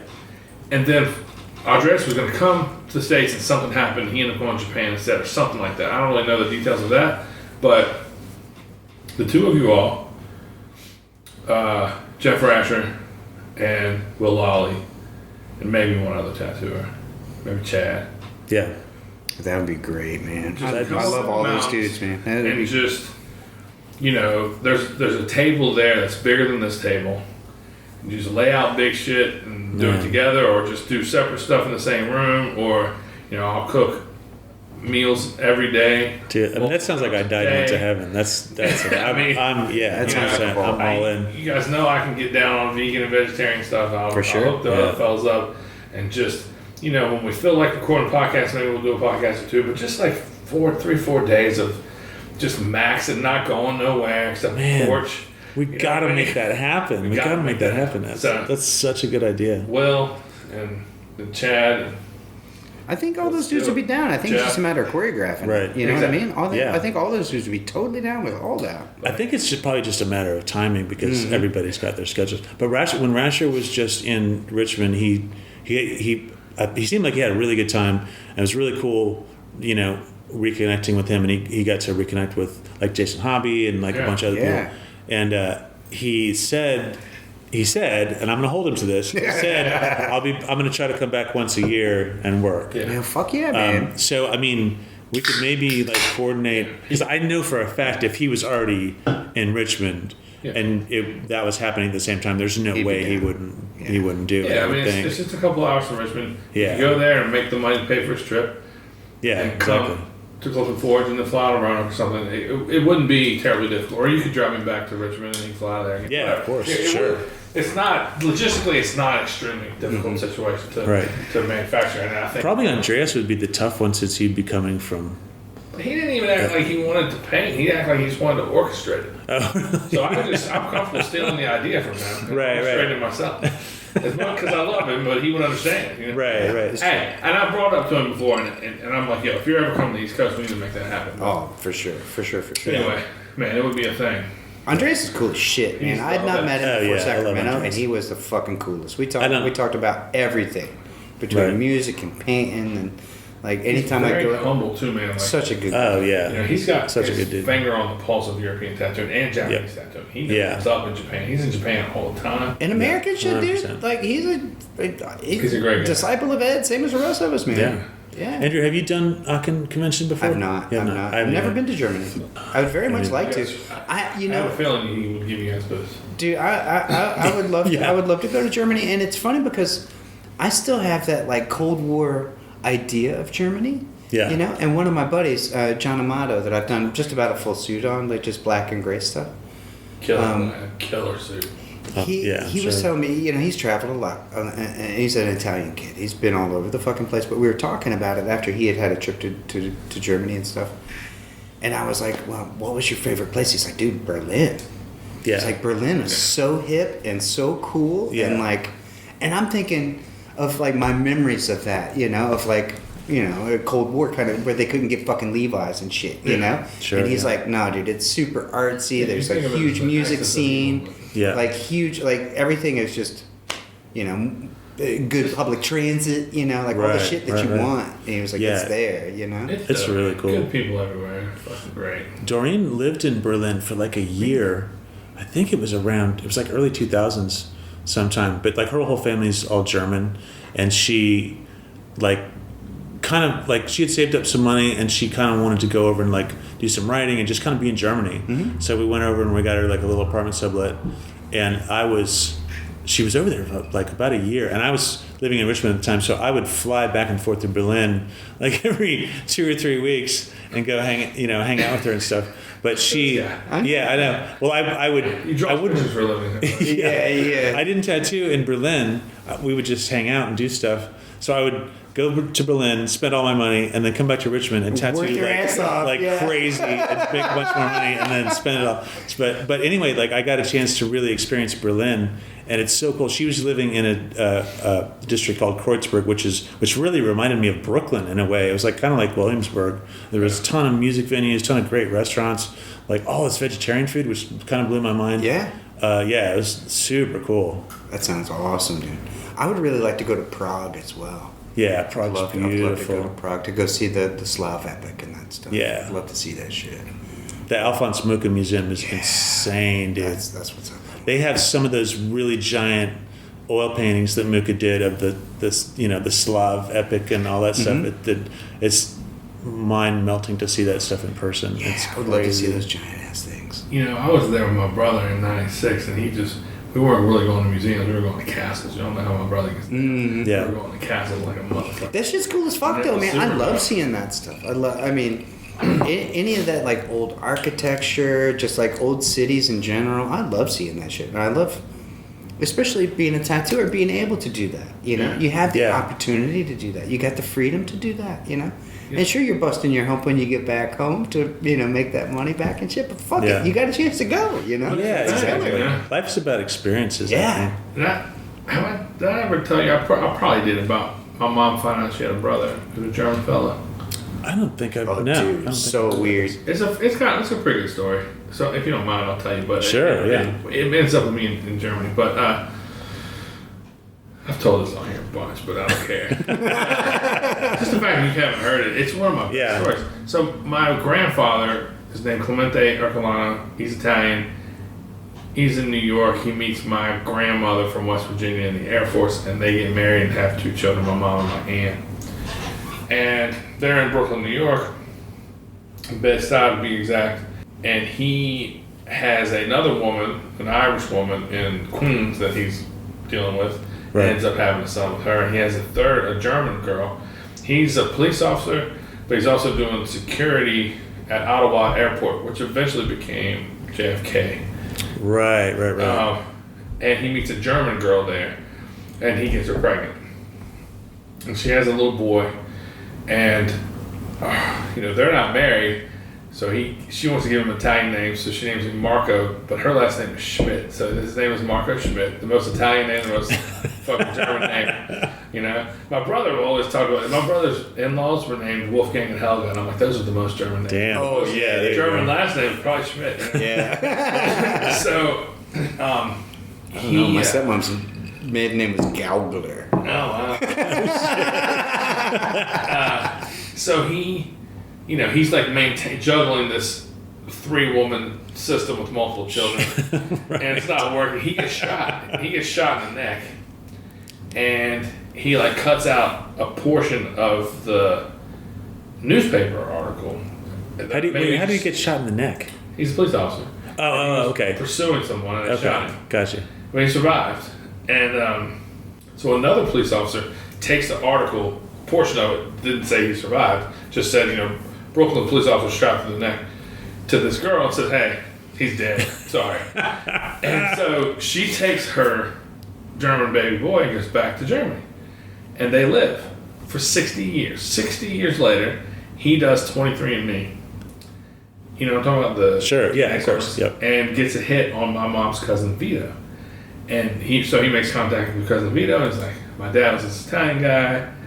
And Vito's like, yeah, that's my dad's brother.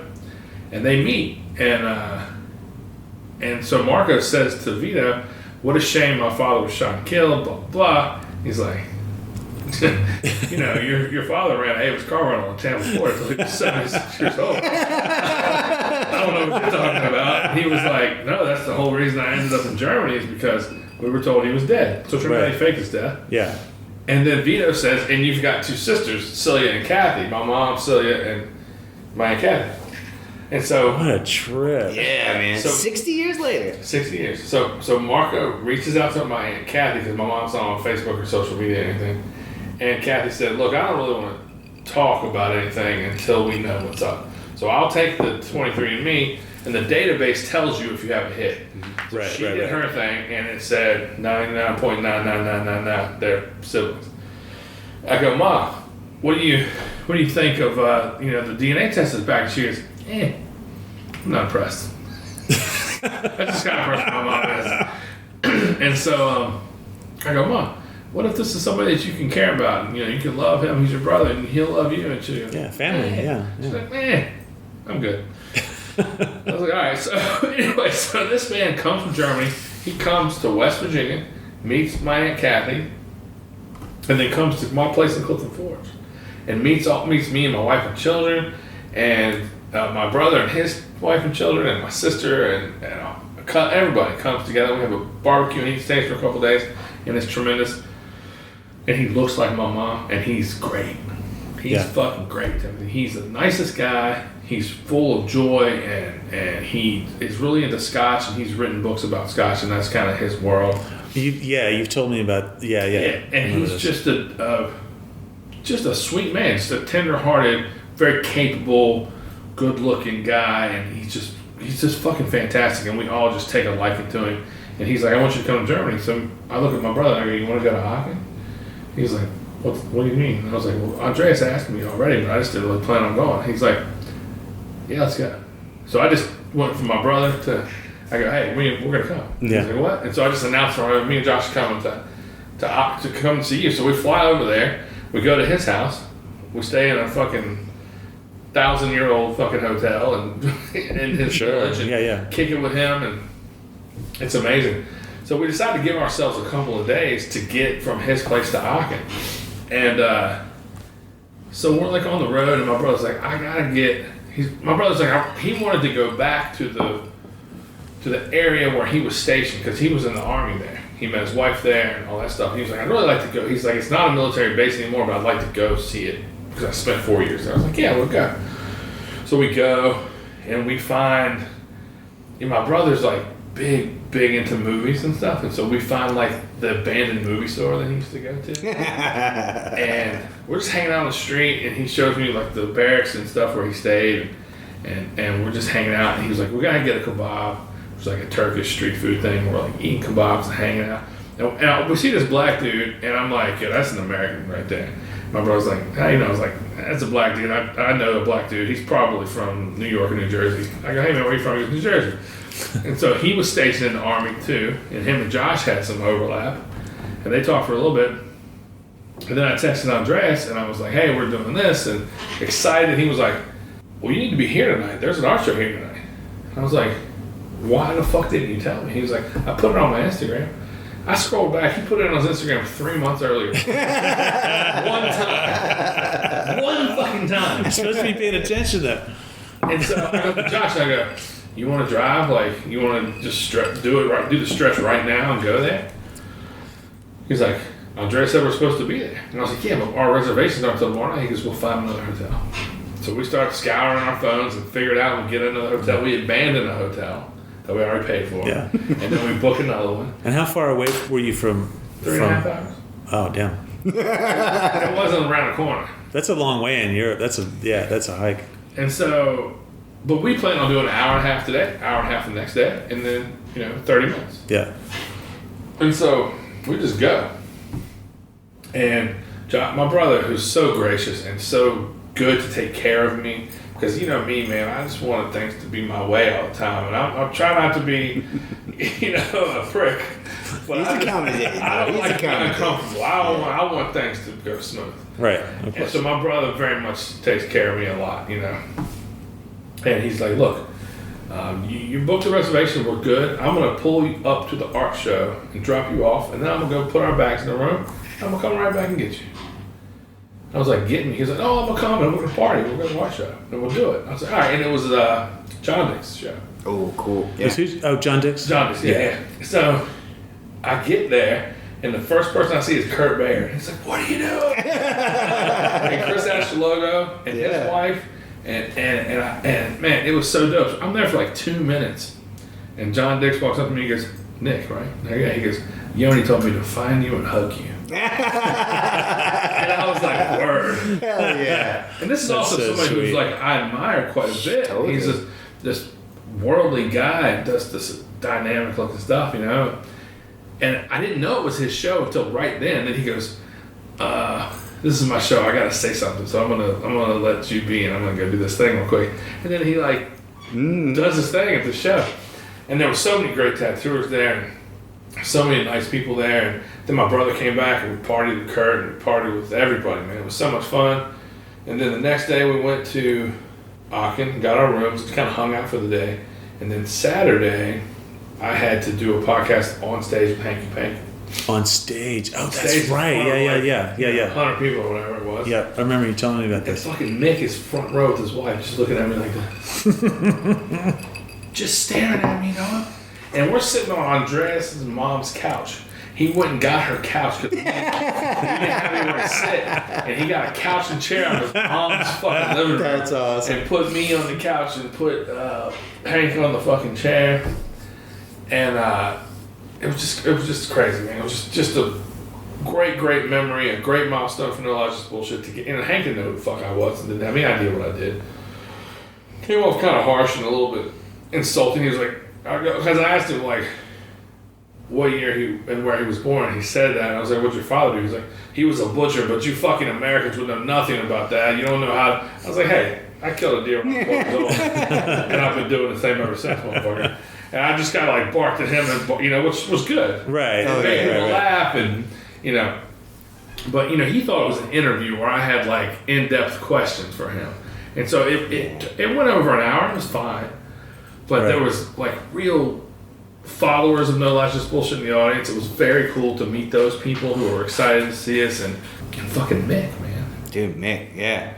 And I met Bernie that weekend, and I met Mick, and I met a lot of greats, man. It was very, very, very cool.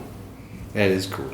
And what an awesome thing to be able to like reconnect with fucking family members been disassociated for 60 fucking years, dude. And I can't tell you how great this man is. That's cool. He's so fucking cool. If I called him right now, he would say, "Nephew, so glad to hear from you." Hell yeah. Yeah, that's great. He's the that's best. great. That's really That's cool. great. That's some weird shit though. And he's also not the average German. And I don't mean to stereotype them, but they can be stiff. Mm-hmm. And there's like a stolen tombstone in his house, and like paintings that he's done, and carvings that he's done, and outrageous amounts of scotch. And the gardening is nice, and it feels very European, but it also feels very bohemian and weird at the same time. It's cool, man. Old Marco Schmidt, man. He's Hell yeah. I feel so grateful. And then he came last year for my birthday to my house to the Forge again, and everyone came there. We had enough room to accommodate everybody. It was really cool, man. That is cool. And that just kind of makes you think about life in general, because what a convoluted way to figure out that you had family members of that over that period. Like, what are the chances of that? Yeah, over that period of time. That's crazy. And he had a son, and I turned 18, and my brother did this, and we were in Germany. Right. And, things happen in their lives, and things happen. All these things parallel, and we're related. We're blood. We have the same blood all this time. We say no. Mm-hmm. And that it could really be any of us. You know what I mean? My real dad was a rambler. I might have siblings. Who fucking knows? I was telling Emily Bruno this story yesterday, and she was like, I definitely have family members of mine who broke off from their wives and had other children, all kind of shit. And, it used to be a lot more prevalent, but yeah, there's a lot more of that than we realize. That's so crazy, man.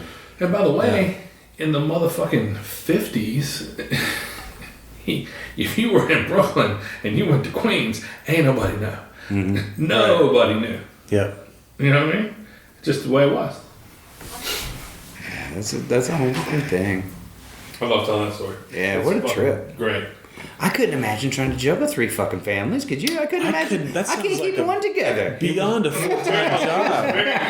Yeah. He thought, he liked himself. He thought a lot of himself, you know what I mean? And like I said, I was telling, like Riley was talking about how different me and you are, and I was like, well, Andrew, he was like, man, when I talk to Andrew, he doesn't answer questions like most tattooers. I was like, yeah, it's kind of the opposite. It's not as braggadocious as he could be or outrageous as he can be. It's a more humble approach. And I was like, that has kept me for 25 years more humble than I might have been. It's balance, dude. It's that middle path, right? Now I'm more thoughtful than I was. But man, when you and I met, I was kind of a loudmouth guy. A little different. It's a fucking practice. I was a dick too, man. I gotta say, as the one outsider at this table, it's been really interesting to know 2 of you as long as I have, and get to know both of you over the years, and at a certain point you really start to see each person's influence on the other person, and it just makes so much sense. It's like it just fits together. It does, dude. Yeah, it's like the natural order. It does. Of things. Nick being around a crowd charges him up, right? Yeah. For me, it drains me. Yeah, right. Same. And so Nick is like the fucking buffer, and so he helps to be like, let me step in here. Let me, Well, I'll just put my arm on his shoulder and go back to your room and have a good night. Yeah. Right, because you totally understand him. You totally understand him from all that history. Totally. That's what's so great about having friends that you've had for such a long time is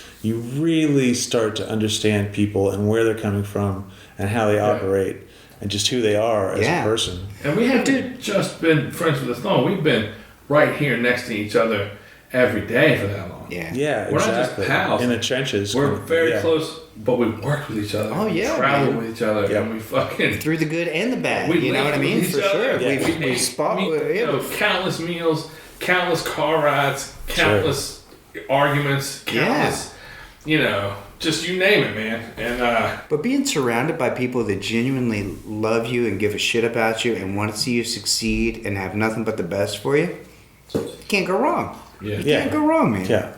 And that's what I feel about like having you guys here and like especially, I mean, you are our favorite as far as that's concerned. You know what I mean? Yeah, 100%. And so it's like just. I don't know, man. It's just something awesome about that. Like just being able to have those relationships and to have them for so many years. Exactly, You know what I and mean? then that's kind of one of the things that I'm discovering as I get older is when you're younger, you meet some incredible people that stick with you for a long time, and you think they're a dime a dozen, and then as you get older, you start to see. As people come into your life, like, certain people come into your life and some people stay for a while and then they kind of just It's like go. a season. It's like Exactly. Yeah. And then some people come into your life and that's it. Like they're going to be at your funeral. Yeah. And I think, at least for me, like as I get older, you start to realize the people that are going to be at your funeral are few and far between. Mm. Yep. And you really start to understand what a big deal that is. Sure. Like you're like, oh, like this is it. This is like my group. Yeah. These people are the people that are going to stick around. Well, and you can tell they weed themselves out. It's like anything else. Like the real fucking ride or dies are there no matter what. Yeah. Whether you're stoked, whether you feel like shit, whether you're up or down, doesn't matter. Times where we take something for granted, we get annoyed with each other. Oh, totally. But that's just human nature. But the dust settles, Yeah. it's like, oh, well, he's still here, Yeah. And Alley Cat's kind of like the firm, man. Like, nobody leaves, really. Like, Richie left us, and that was recent, but, man. But we still keep in touch. Like, I know he's got deer in his yard. I know he's got turkeys out there. I That's texted cool. him. Okay. Talking yesterday. I was going to ask you all about that because I haven't talked to him since. He's meant to doing reach all out to him, but I haven't talked to him. But Andrew and Porter, 22, 23 years. Right. Sarah, 15 years. Trevor, dozen years. Mm-hmm. Jake's like 7 or 8. Jake's at 8. Mm-hmm. And then, Brian's at approaching 3. Is it 3 already? Approaching 3, not quite 3. Almost 3 years, yeah. Because we've been here over a year, and he was down there over a year. That's true. So he's on the cusp of 3 years. That's awesome. And God damn it. it's something, man. That's something because we see how it goes in this business. But However, though, that's nothing really because this motherfucker in hobby. I was gonna say fucking absolute. I think of them like absolute I think of is them like in a sack race, and each of them got one leg in each. Because I just think I was like, God, you in hobby change each other's diapers. You know what I'm saying? For sure. definitely. But I mean, I love that too. That's fucking awesome. And we see him as a Roanoke guy. He's not to the whole world. He's Richmond, but he's Roanoke. He's from Roanoke, yeah, right? He's got family there and stuff, right? Yeah. I think so. Yeah. Swirly little prick. He was down there fucking being tattooed and tougher than me way before me. You know what I mean? Right. Like, he was a legend by the time I got there. He had already left. Oh, for sure. And like for us, it was like he was the kid that was like, oh shit, he's traveling to get tattooed. He's Coast tattoo on his neck. Like, man. I did that. I think one of the first visits to Richmond, we did that tattoo on him. There you go. Yeah. And he comes back to Roanoke wearing that, and we're like, yeah, fucking Eddie Deutsch tattoo and stuff. We're like, whoa.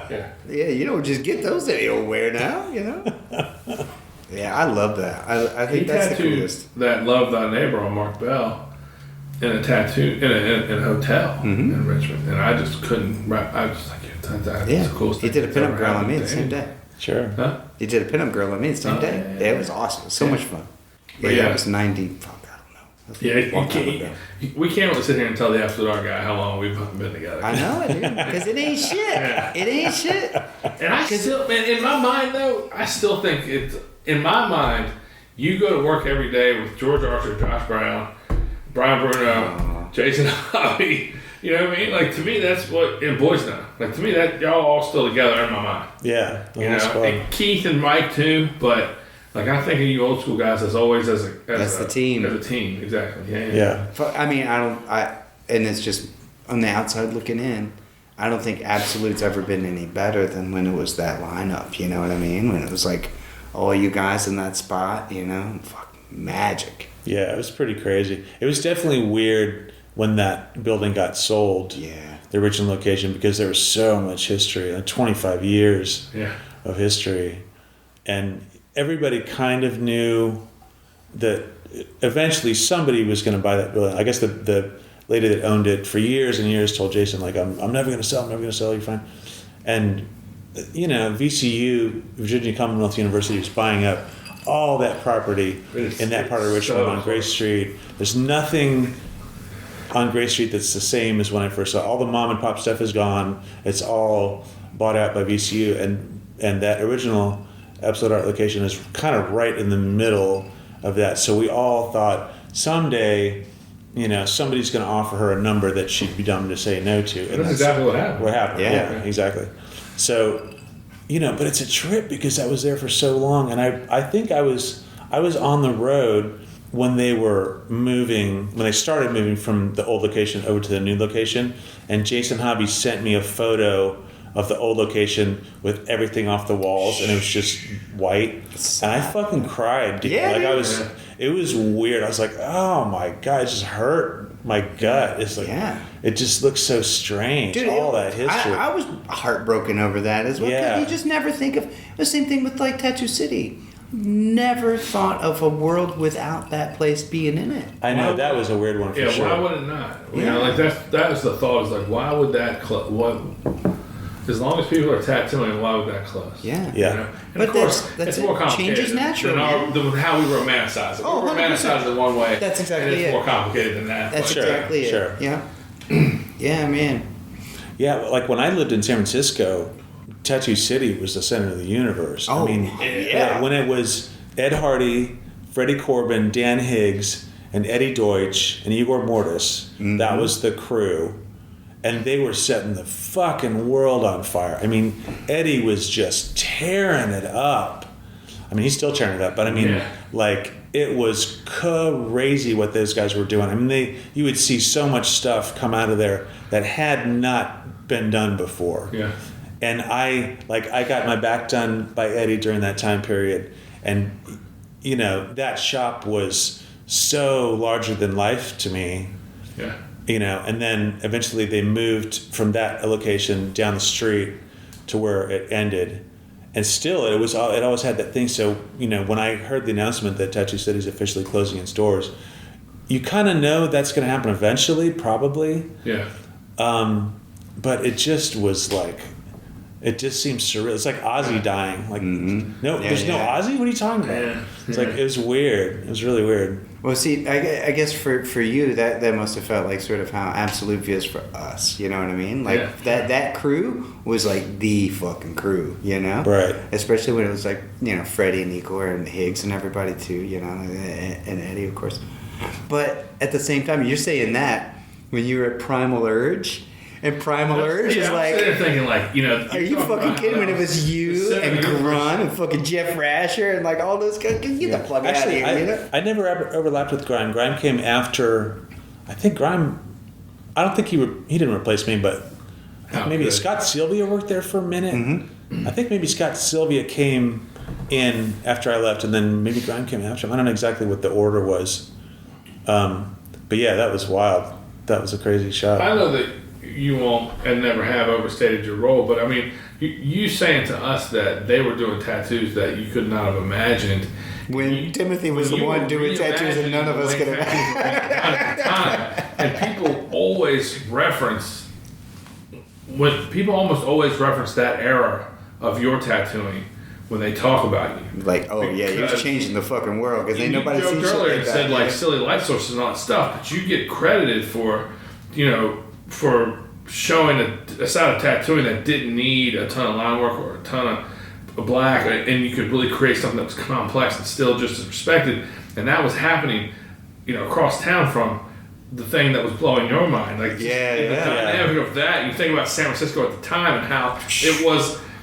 It wasn't. There was not the internet age, so you guys were just playing ping pong across town. Yeah. And the whole rest of the world was like waiting for a magazine to drop. Yeah, exactly. Absolutely, man. To get it was so much slower. It was to get a glimpse of that shit. Yeah. Where your clients probably overlap with their clients, and people that you were working on were definitely going in Tattoo City there going, what the fuck is he doing? Like, Jesus Christ. You and Jeff were doing shit that's just weird compared to what you were. Because their stuff was probably a little more rooted in tradition. Your stuff was, and Jeff was a little more rooted in like freedom and turning it on its head. Jeff was doing a lot of like real classic stuff way back when too. Yeah, sure. Like, dude, it was amazing. But so, that was kind of that back and forth, and like everybody's trying to find their own way through it too, right? And put their own spin on it, because that at that time period, you did not fucking bite somebody else's shit. You know what I mean? You were not copying somebody else's design unless it was like a classic. You knew better than to do something that looked too much like somebody else's stuff. Right. I think so that's a whole different thing too. Just within that shop too, there probably more than any place I've ever worked before, there was very much kind of like it wasn't, and it's probably a little bit competitive, but it was almost just like somebody would do something and then somebody else would be like, oh yeah? How about this? Show you this. And then everybody kept like trying to push the stone up the hill farther with everything, and there was a real strong sense of that for quite a while when I was there. But then also, Tattoo City was the place that all the tattooers were going to get their backs done. Mm-hmm. So it was kind of like, we're all, playing grab ass over here, but the real shit is happening down here. You know what I mean? I mean, there was always something like the back piece thing was a big thing back then, because obviously everybody knows that, your back is the biggest unbroken spot on the body, right? Yeah. And so it was a big deal when you heard, oh, so-and-so's going to Eddie to get their back done. He's like, God damn. Like when I heard Paul Jeffries got his back done by Eddie, I was like, fucking hell, dude. No pressure there, right? Yeah. That was Canadian badass. hero coming down to fucking get a back? Come on now. That was badass. And I mean, like when I got mine done from Eddie, it was like a fever pitch, the amount he was working. He had so many big things going on, and like he was so cool with me when we did my back, because he let me come to his house, like out in Benicia, which is like an hour drive outside of San Francisco. He would like drive me out there because I didn't even have a car, and like we would work on drawing my back. Like I would never do that with a customer in a million years, but he was so cool about it. But you'd go to his house and he would have, 20 pieces of masonite with back piece drawings on them that were going on tattooers. Yeah. And I would just flip through them, just like, oh my God, dude, what are you doing? And he was just like, yeah, he's so casual about it, but he was also, at the same time, he was trying to be the greatest tattooer in the world. Like, he was really Ed's poster boy for a while there. Sure. And, and rightfully fucking so. Yeah, I remember him, like Jack Rudy telling me, Ed Hardy told me Eddie Deutsch is the best tattooer in the world. And, like that was kind of the vibe. So, yeah, it was so larger than life to me at that point. It was something really to, like, aspire to, but also try to soak it up as much as you could while it was happening. And sometimes it felt like there was so much energy that it was like sand through your hands. Like you couldn't hang on to all of it. You just tried to soak up as much of it as you could. That's a good way to put that, though. Yeah. But you know what's funny about that is this many years later, how many tattooers' backs do you think you've done? Oh, I mean, fucking hundreds, dude, guaranteed. Yeah. But occasionally somebody will come here and be like, your name will come up, and I'll just be like, yeah, he did my back and my wife's sleeves, and Porter's back, and Porter's wife's back, and Sarah's back, and Trevor's front and back, and Kate's back. Molly's back. Everybody here? And I'm like, yeah, almost. Almost everybody. Yeah. It's the fucking fan club, dude. Like, he's just our favorite. I don't even know what else to tell you. He's just our favorite. Yeah. But I'll tell you what, Brian Bruno has done 1,000,000 times more tattooers' backs than anybody.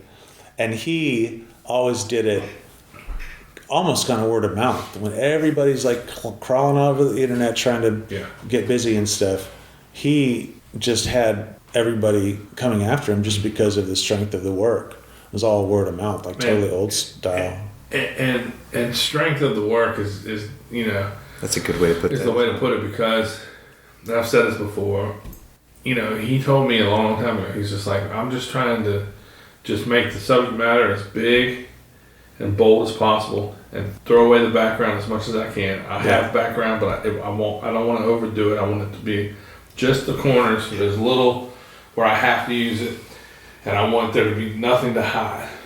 And when you see his fucking shit, and it's so big, it's right very much back, that. The skull's this fucking big. And and then the snake is even longer still, you know? Riley's a little guy. He's a tiny little guy, but man, he fucking put as big of a tattoo in there as you can put. And you put. look at the next one, and the next one, and the next one. It's just like, and I look at Bree's back, and it's tremendous, and it's very much in the Horiyoshi Henning style, right. And it's very much before Brian became who he became, but it's fucking good, and it's held up beautifully, and it's strong as fuck. And when you look at the picture that was taken when it was finished, so bright, so dynamic, and so strong.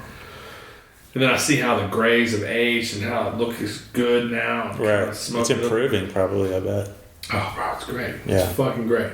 But yeah, when you see like Kylie's back, these big backs that Brian did. I was telling Emily just yesterday, the Duel in the Sun back that he Kyle. did on Yeah, dude. Yeah. That's killer. Yo. That's another one of the best tattoos I've ever seen. You've never seen without a doubt more consistent, saturated. The red on that in the sun looks like the red on those tattoo letters. Right? Yeah. It looks like it was painted. Right. Fuck on. Does not look like it's in him. It looks like it's on. It looks like melted crayon. It looks like the skin actually is that color in that section.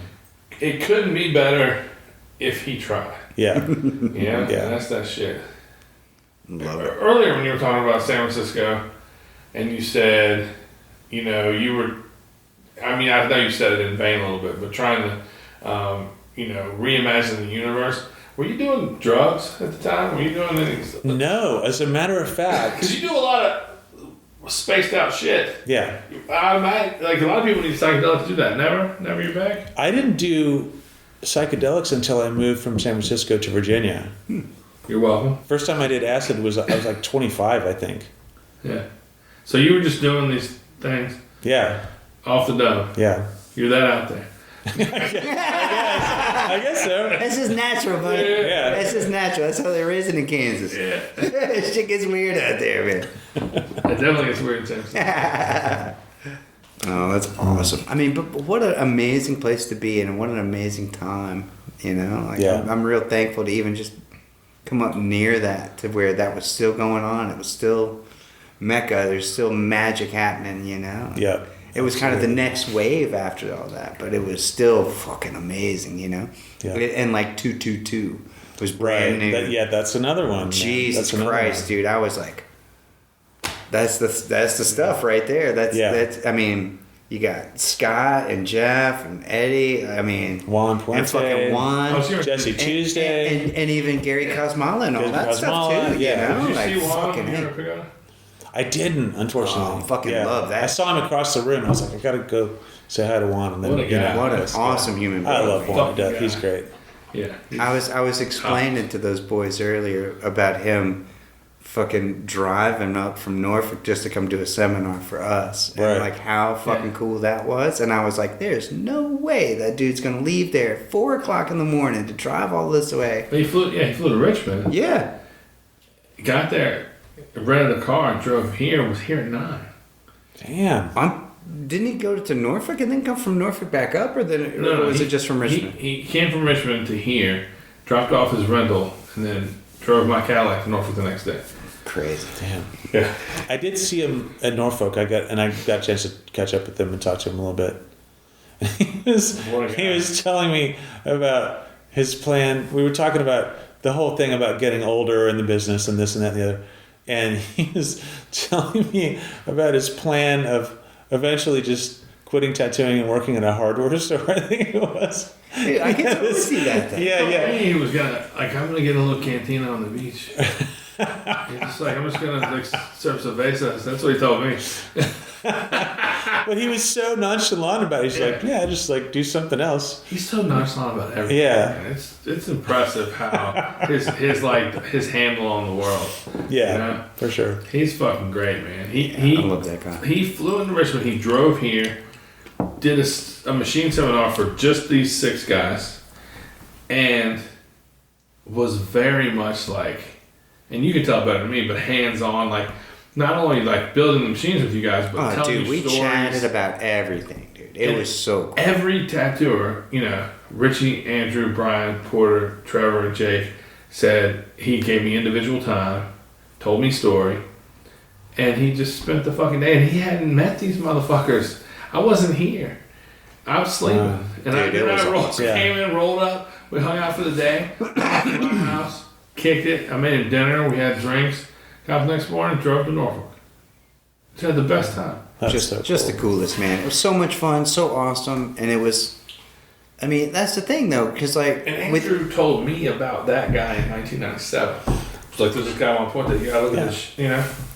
But I mean, he had something for each and every one of us. You know what I mean? Like, we all came in it from a different direction. Right. But he's just one of those dudes. He could talk to anybody about anything. Yeah. You know? Yeah, absolutely. Yeah, it was just cool because we were playing a little bit of questions and answers, like, oh, tell me about this kind of stuff, or tell me about this person, or whatever, and like, it was fantastic, man. Just Sure, cool. yeah. Just cool. And each of us got gorgeous machines out of the deal that are fucking awesome. We all love them, you know. Right on. That was like just kind of the icing on the cake. Really. Yeah, of course. Really, it would have been worth it just to hang out. You know? And he's one of those people too that, you know, so often, if you, like, once you really get to know somebody that's a tattooer, you can see their personality 100% reflected in what they do. Yeah, like man. Tim Lehigh is very much like that. If you know Tim, you see his working, like that's definitely him all the way. Yeah, it's him. And Juan is the same way. Like, Juan is good at everything. Yeah. And he's just like, yeah, you know,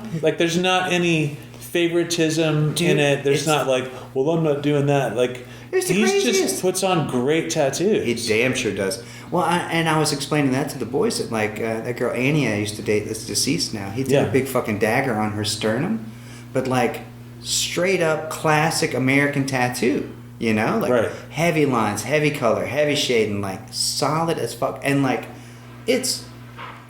You know, it was the whole sternum. You know what I mean? Wow. So big was that straight a one shot? lines. Yeah, big straight lines on that belly and all, and it was perfect. Right. And I mean, as technically perfect as a fucking tattoo can be. Right. And I was like, you got a big classic tattoo from Juan? I was like, you didn't get the fucking black and gray, you get something like that. And she's like, yeah, because he's great at that too, and it was right? so fucking good, dude. Yeah, I was like, you can't go wrong. You know? I love it. Yeah. I love it. When he was at 222, he always felt like kind of the balance to me of that whole crew, because, you know, Eddie was off doing Eddie's thing, Rasher was doing Rasher's thing, Scott Sylvia is, you know, gonna just nail all the traditional stuff. Yeah. Jesse Tuesday was fantastic. Yeah. Especially doing all of his homework, man, color studies for everything. Yeah. Just like so dedicated.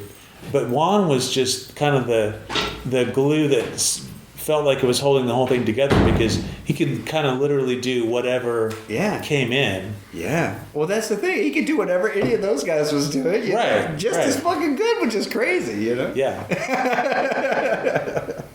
Love it. It's my guy. It's my fucking guy. I've been so thankful and so lucky that all of those dudes, you know, and in every other sort of scenario, people tell you not to meet your heroes, you know, because you'll be let down. And I've just had complete opposite of that. Yeah. Because every one of these dudes that I've held in high regards like that have always been even a better human being. You know what I mean? Solid as fuck. Just super solid, just awesome, fucking open, zero ego, you know what I mean? Like, just amazing. It's been a crazy ride. And you know, one of the things that I'm most proud of, you know, is that you and I were able to go to Tattoo City together. Fuck yeah, dude. That was awesome. That was pretty That was a epic. thing for me.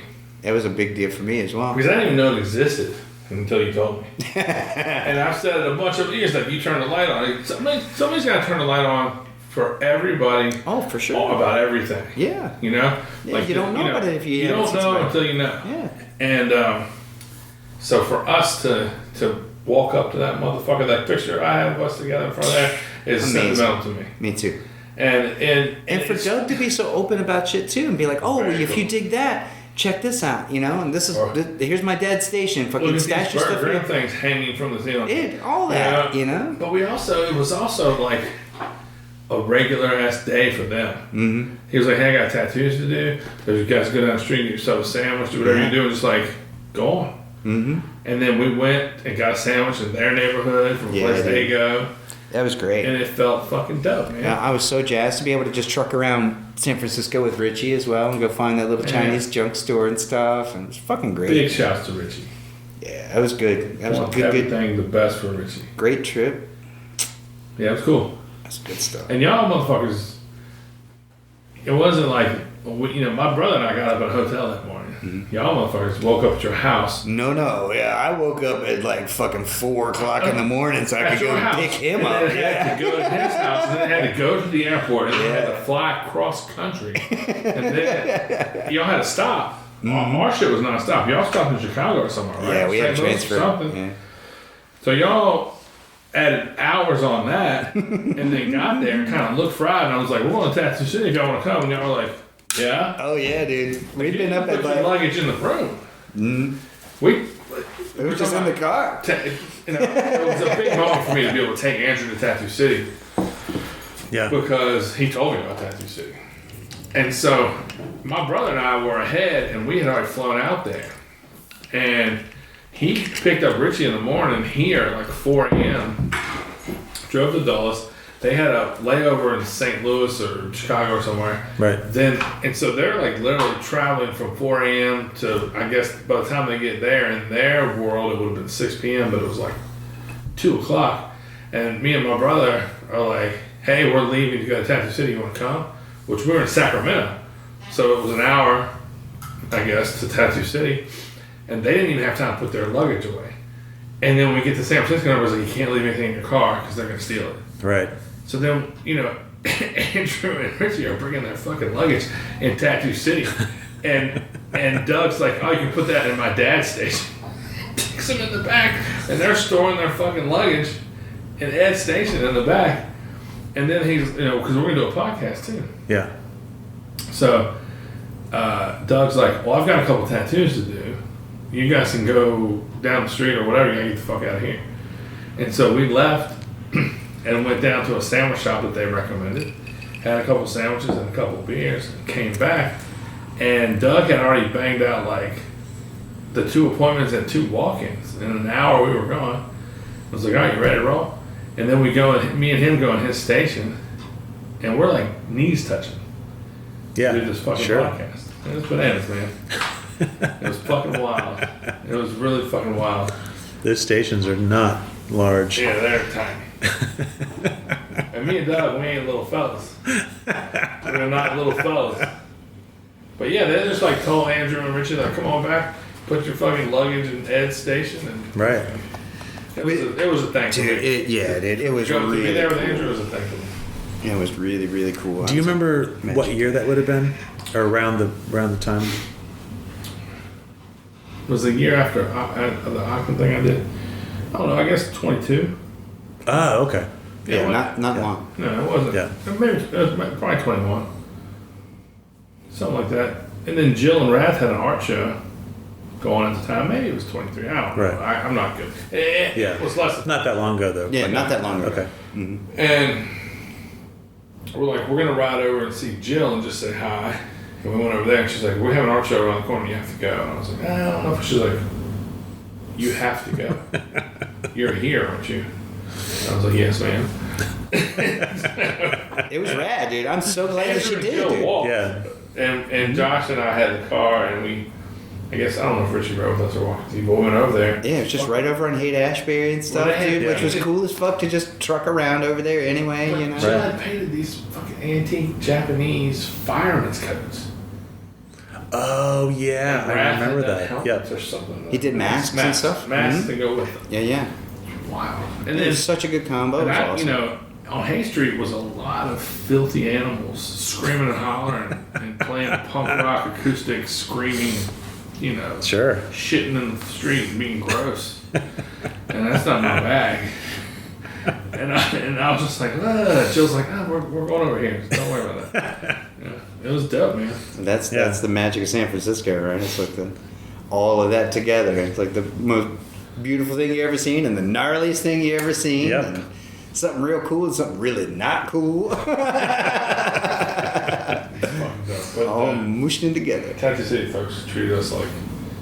Oh, dude, everybody did. Jill was an absolute treat and treasure to just go show us, and like had the dude kind of stay open a little bit and stuff, and like, yeah, it was fucking awesome. Man, the thing, so the Ohm thing we did for Mr. 30 Years over here. Yeah. I don't know if you noticed, but Jill's is on a piece of denim.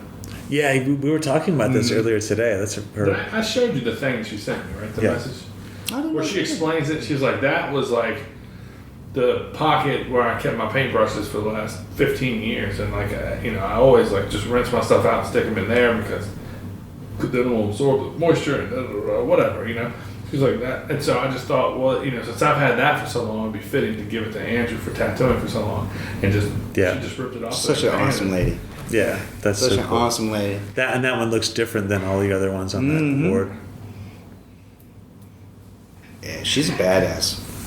And another one of those people that could do fucking anything, like whatever she puts her mind to. Yeah. Like that lady's had 3 careers. Doing different things, you know what I mean? Like crazy shit. Yeah. You know? If you look at her Instagram, you're mostly going to see Japanese, like big scale Japanese. But when she's tattooed on the East Coast, one time I saw her just do like a anchor and skull.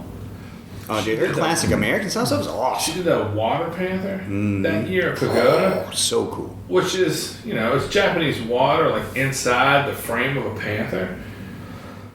But I just didn't expect it from her, and it was fucking nailed, bro. It was so cool and so good and so didn't look like she bit anything from anybody. The water was perfect, the shape of the panther. It was a downward crawling, but it was cool as fuck. Not to think that she would, but, when somebody has a certain thing you expect from them, and someone asks for something outside of that, you're like, oh, where are they going to draw that? Where are they going to pull from? And she just pulls from experience, Sure. Yeah. Yeah, super cool. Yeah, she's the greatest. Yeah. I was looking at the hojus on the back of Jake's neck today. They look great, dude. We have 3 black and white hojus with white flames coming off of them, and the white's white as fuck 5 years later. Right. Yeah, pretty cool. Yeah, it's pretty rad. Yeah. I remember the 20th anniversary thing you had at Alley Cat for the 20th anniversary of the shop, and Jill was tattooing, and it seemed like everybody I worked on either had just gotten tattooed by Jill or was about to get tattooed by Jill, and everybody that came up and talked to me had just been tattooed by Jill or was about to be tattooed by Jill, and I don't know how. Oh, we kept her busy. She was working her ass off. More than Mike Wilson. Yeah. She was trying to outdo Mike Wilson. Yeah. I've got Mike Wilson's set list from one of those days, or from all 3 days, I think. And it's crazy. It is crazy. Yeah. It's like 3 days. Well, first of all, he came Thursday and did a tattoo. He brought 60 chicken nuggets from Chick-fil-A. I walk in the door and he's eating a Chick-fil-A sandwich. And I go, you don't think nobody else likes Chick-fil-A? And he goes, yeah, dude. He's got a 60 piece. That motherfucker, he's always down like that. I love it. And sauce. And I'm grilling like prime beef and made this huge charcuterie and got chimichurri. 60 nuggets. And he's like, I got 60 piece nug. I love it. He came in and did a tattoo Thursday. He set up right by the door, and then I swear, he ripped a piece of copy paper in half and put 2 vertical lines on it, and then wrote in his tattoos on Friday, Saturday, and Sunday. And Saturday, she was like, I didn't beat him yesterday, but I beat Mike Wilson today, and I'm gonna try to be here before him tomorrow. And they were just like, they did not stop tattooing this too. Yeah. I couldn't get her to party, and she was like, hey, I'm focused. At the time, she wasn't drinking. She's like, hey, I'm focused, and I want to be able to accommodate the people that want to get tattooed by me. She I did, didn't take it as an insult. I took it as an honor. Yeah, Right. dude, she crushed it out. Right. She did some And she awesome tattooed my shit. wife, and anyway, Yeah. she killed. Yeah, super cool. But yeah, I don't know. It's in my. I think it's in the flat file in there. Oh yeah, Mike set Wilson's list. set list. Everybody call it set list. Like, what should I call it? That shit's funny. I love that we have weird shit like that, or like little notes and stuff. Yeah. You know. It's just like Monday, you know, Panther, Eagle, Chick, Skull. Tuesday, you know, Curtain. You know what I mean? I'm sure there were some curtains in there. It may have been pre-curtain. I don't know. And, Curtains, Yeah. curtains were fresh. Curtains were fresh. Maybe it was, yeah. That was a while ago, right? 5 years. I mean, well, no, it's 5 years? No, what? It's 4 years. September 1st will be 4 years since then. God damn. And our 25th anniversary is next September 1st. Mhm. Trying to do a thing. We'll talk about it. Cool. I'm in. Yeah. I'm in. Well, I mean, 28. We got to do something for your 40th. Yeah, that's kind of a. It's kind of. Because I don't know if fucking I'll make big it to deal. 50. So let me We'll tell you see, something. but. So when we're approaching his 30th, we're talking. I'll bring it up to him one day, and it might not have been the right moment to bring it up. You know, he's like working on a dragon. He's not happy with some shit. He's like got a big thing out. He's like, you know, and I'm like, hey, so you know, I think this year's the 30. He's like, yeah. And I'm like, and, I go, so obviously, you know, with your permission, because I helped one of his exes throw a surprise birthday party for him one time. I remember We you talked telling. about that. Yeah, we talked about this earlier today. Yeah. He was not happy with me. And the look he gave me just made me think to myself, if he had a knife, he'd cut me right now. Yeah. So I'm never going to do anything to him. So I told him, I was like, with your permission, it's 30 years is a big thing, man, and you're an important guy, and we all love you so much, I'd like to have a banquet. And he turned to me and he went, no, I'm not doing that. I'm not doing that. He was like, I will have a dinner with these people, and by these people, I mean the people that work here. Right. That's what I'll do. And I was like, so then I came up with the own project to like involve so people would acknowledge you. But you know, when you for your 40th, you want to have a banquet. You know, I'd Right. be happy to. Right. And he was right. Like We can have a banquet. I'm done. That'd be cool. That'd be cool. Like a small list of friends. us and the absolute guys. Yeah. Yeah, sure. That's yeah, plenty, that'd dude. be That's fucking plenty. It's great. being a lot. But it ended up, you know what? When we actually honored him and gave it to him, it was on my birthday. Under the guise that he would come because it was my birthday. And it was our crew plus Chad Chesko and maybe two other friends or Oh something. yeah, Mark and Tate. But I'm so glad Dude, I it was did it that way perfect. because you were the most comfortable. Mm-hmm. And if everybody who had contributed and was beautiful and kind to contribute was in the room, it wouldn't have. Oh yeah, it'd been great. The same. It'd been fun. Right. It would have been Yeah. fun, but you would have been the same. Yeah, it would have been different because You then I would would have felt like withdrawn, yeah. and people would have started telling you that you were great, and you would have been weird about that. And so for us to just hang out, I made him a tater cake. dude. I made him There a you go. giant potato cake, and it ended up just going off without a hitch because I didn't overdo it. It was Right. fun. Yeah, it was really lovely. It really was. I was thinking about coming up for that, and then I kind of felt like it might be, too many people. Timothy, so you I come was up like- anytime you want, buddy. I told you. I know, but you know what I had mean. something Like I he was. hadn't finished. Yeah. I mean, I'm He's- sure. Yeah, he's blaming the other thing, but he probably had some shit he had to get done. I mean, undoubtedly. Always, right? You always Yeah, both of y'all. Yeah. Always. But it was a great night. It was a It fun really night. was, dude. It was lovely. Yeah, that was pretty magical. It was so cool to see what everybody made. It was cool For to see it that, all too. put together, and so I had no idea any of that was happening.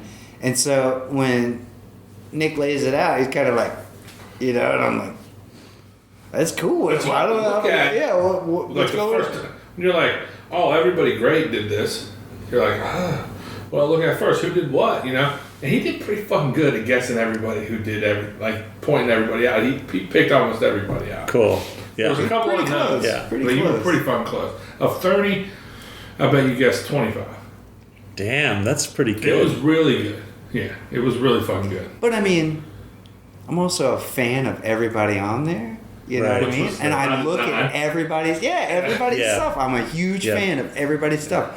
And so there's certain ones, especially where you're like, Mario Desa did that. You know? Right. And like, that like those kids from Asheville did some weird shit on wood. Yeah, John Henry. You know what I mean? And, Yeah. Colin, And like, there's or like Chris Welk. You know, Right, right. that kid's style. You can tell it. Well, it's the only one on Rice Band. Yeah, exactly. Yeah. Which stressed the fuck out of poor Hockman trying to glue it down. It was like, Jake mounted everything. right. and he drew 800 and some ohms I know. up there. Well, I think I told you earlier today, I was up here when you were organizing the whole thing. Yeah. And you showed me a few of the submissions that you got from people. And it was real hush-hush because you were like, gotta make sure that Andrew doesn't show up. If you hear the door, we're gonna. Well, you were off, but you knew he was here. And you usually pop in. Damn Skippy. So I was like, we gotta make sure. Yeah. But I got to about- see a few of them, and then Jake showed me the board with all the ohms that he was working on. Like, oh my god, that's crazy. Yeah. So I saw some of it before it was all 840 together. ohms he did by hand, just freehand at once. But he was trying to he was talking about the logistics of it. He was like, I was trying to think, like, should I make a template, and like try to space it out? And he was like, that's not going to work out, It's like, that's going to be too much. And I was like, so you got ohms on deck right now, right? He's like, oh, yeah. Shouts to Hockman, man. Love that. Big shout outs to Hockman. The best. Yeah, And he's a didn't- good kid. And like, I'm not going to say who was crazy late, but some people were crazy late. Two people in particular were late. And it's just like, okay, well, you know what? There's a certain amount of this has to get done. Mm-hmm. So if that thing shows up on Monday, then it gets this spot. And that's the only spot it can get. Mm-hmm. Yeah. And if nobody paid attention to the size, not nobody, but not everybody paid attention to the sizes. So just like, if it fits, and we trimmed them. Yours was a circle. We didn't fuck with it because it didn't bump up against anybody's. But a lot of them we trimmed, and we took that Cadillac hubcap out back and we burnt all the trimmings as like a Little cool. ceremony. just like, something to the tattoo gods. Yeah. A little Sure, offering yeah. to the tattoo Yeah. gods as to like not not throw that away. You know what I mean? But it just had to be done. And so Jake has video on his phone of like this hubcap full of like paintings. Little trimmings, that's awesome. Trimmings for paintings, right? And we're out there smoking a joint and just fucking laughing. That's awesome. Yeah, that was very sweet. And then it's a weird thing, man, to like commemorate that, and time passage. Fucking 40 years, man. I know. That's gonna be a trip. And I'm And it sure goes it feels by like a blink of an eye. Blink of an eye. It feels like an eternity and a blink of an eye simultaneously. You know what I mean? Right. Because you know the amount of time and effort put into things, and Yeah. those tough years, But then at the same time, you're like, fuck, it feels like it was just yesterday, It does. It really does. But then I've learned to stop doing the math because it's jarring at this point. Because somebody will say, "Oh, remember XYZ?" And I'm like, "Oh yeah, that was like 6 years ago." And they're like, No, "No, it was like 25 years ago." Like, Yeah. that was 94. Like, no, it wasn't. And then you do the math. You're like, oh, and Jesus it's like, Christ. oh yeah, you're right. So I'm gonna cut the math out. I know you think. guys don't think about it probably, but I just equate to like how many paintings you did this year. And Right. we're in August. And then multiply that times 40 or 30. And I'm just like, ugh. Y'all motherfuckers. Can't believe y'all's hands work. Andrew, do you keep track of how many paintings you do? I've never kept track of anything. I wish. I probably should or could have, but I've never ever. Or not. Like, he told me 1,000 times, like, once it goes, it's gone. I don't know on to the next one. Right. Do you go? I don't, but I kind of wish. I wish I had just done that from the beginning because it'd just be interesting to know the number. Hell, I wish I'd even taken photos of most of them. Yeah, there's a bunch of them that I don't have pictures of. I love when I go into a tattoo shop and see paintings by both of you. Oh, dude, I can't. There's Yeah. a kid. There's a kid that I tattooed that was talking about that when he was in Fuck, he may have been in Germany as well, but it was talking about going into. No. He was in Rome. He was in Italy. And saw something that you. And no, Timothy and Brian he goes in the shop and they had stuff from Timothy and Brian, and he was like, "Fuck, this is the joint," you know, like they know what's up, you know. Yeah. And the fact it's happened to me a ton. Oh yeah, I I go love to it. a tattoo shop and I see a painting from either of you that I've never seen before. I love That's that cool. shit, man.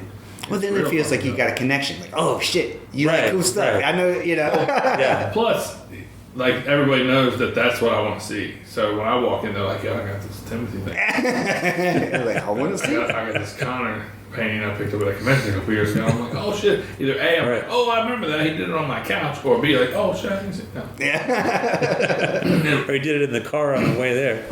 Well, back in the day, I walked in. I swear, I was on a trip through the South, and no joke, I went into 3 tattoo shops. Empire was one of them. I don't remember the other 2. But not only did they have Connor paintings on them, but they had dog hair from my dog because we lived together. Like he had clear cut and there was shit. dog hair on the Wow. painting. I was like, that's a Wheezy hair. 3 fucking shops. It was like, you know, in fucking 02 or something. But yeah. Yeah, for years. For as many years as we were together, yeah, if old Chopper was around, chances are one of his whiskers on something. You know, I have a tombstone for Chopper in my yard. He's buried out at the house. And, Oh, really? I didn't know. that. yeah, It's awesome. It's just a statue. It looks just like him. Yeah. Yeah. And fucking last time Mother was here a couple months ago, he's like got his coffee and he's like just looking at it. I was like, man, it's beautiful out here. What's up with that dog staring at me? And I was like, that's Weezy's that's Chopper's tombstone, man. He's like, that's not oh no, that's concrete. I was like, yeah, that's Chop, bro. He's always got an eye on us. That was some fun times. Yeah, Chop was around like when I first started coming up here, I think. Yeah, he was. Like, I think, was he around when you and Steve-O lived together in that Oh, place yeah. here? Yeah. He ruled the roost over there. Yeah, that's right. He was around. I mean, he lived at the house I'm at now. You know, and you stayed out there a couple times. Yeah. Yeah. Yeah, but the first time you stayed with me was on Wolf Street. Right. I had him and Grady, and there was a snowstorm. And you couldn't get over the mountain. You were in like an Astro van or something. Yeah, that's right. Yep. And you came back and crashed with me, and we partied a little bit and watched some kung fu movies. That's right. Yeah. He Man, that was there. ages ago. Yeah. It was. I mean, it had to be 04. Probably so. Yeah. Yep. Probably so. I can't imagine how much 40s and dope I was smoking that night. That's why we can't remember what the fuck the date was. Yeah, I smoked it away. It's all I'm gone. pretty good with that. I'm pretty good with that. I'm not. I am not. Although I never know, you know, I know what's on my schedule. I know what my obligations are for the next day, but Yeah, because it's good. your phone, motherfucker. You're welcome. yeah, thank you for that. It was like, I don't know, it's been a long time ago. Well over 10 years ago, I told everybody, like, we're switching to an electronic system. And him and Trevor were like, what? What do you mean? And then Trevor goes, what, next year you're going to tell us what tattoos we can and can't do? And I go, no, but I'm going to tell you that this is going to be an app on your phone that tells you your schedule, so you don't have to come here on your day off and see what you're doing tomorrow. And then I just went, because that's what his MO was. Right, He'd walk right. all the way over here to look at The calendar. to look at the. It was like a hairstylist kind of Right. thing, and he'd just come in, look at that motherfucker, take a picture of it, and then like, all right. I gotta go get to work. God damn it. But Andrew's like, I don't know if my phone can even handle that. And I was like, get a new phone. Something's got to change. It's one of the only things I've ever put my foot down about. Like I said, Trevor was hot, bro. He was like, this, you're just insisting that we do this? I'm like, yeah. I'm insisting that. It was beneficial though, and that Yeah, was the I thing. It's like if I knew what my schedule was, but nobody else in the fucking shop did, then it was bad news, you know. Yeah, 'Cause then yeah. somebody's like trying to set something up, and they're like, I don't know what his schedule is, and Right. you know all that. And so now we can each see what everybody's got, you know, and that makes it so much easier. Yeah, it was a long time ago. I don't know how long ago it was, but I had just come back from King's App, and AJ was like, there's an app. Dude, King's Ave got their shit together. Little AJ is a serious go. Yeah. Yeah, big shout to AJ. They have everything dialed in like I've never It's crazy. seen. So, I mean, but that's what it takes. They got a lot of fucking staff. Every day and every minute's accounted for, and they do it well.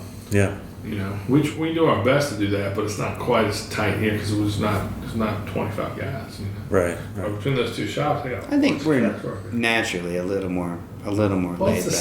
South, you know. Yeah. It's like we ain't got. Hey, I honestly don't know how Mike manages all that because AJ, he's you know, I guess he delegates, which is That's a smart it. thing That's to do. it. Yeah. No offense to Mike, but AJ is the linchpin. You know, Right. Mike knows what's up, and you know he hires and he does, and they're very meticulous about letting people in for guest spots or for hires and all that stuff. Yeah. But I mean it's definitely a team effort. I'm not saying Yeah. I don't want to disregard Mike's contribution, but No, not at all. Right. AJ is a bad motherfucker. Yeah. Yes. He's just surrounded himself with a Absolutely. good team, man. He's built himself a good fucking team, and that's what it takes. AJ, Sarah, Rachel, Yeah, Cats, do it. definitely. And I mean, even if it's just one person, it's a crazy fucking juggling act. Sure. Yeah. I can't imagine being in as much demand as Mike Rubendahl is in. Like, I would have a aneurysm. I wouldn't be able to deal with that.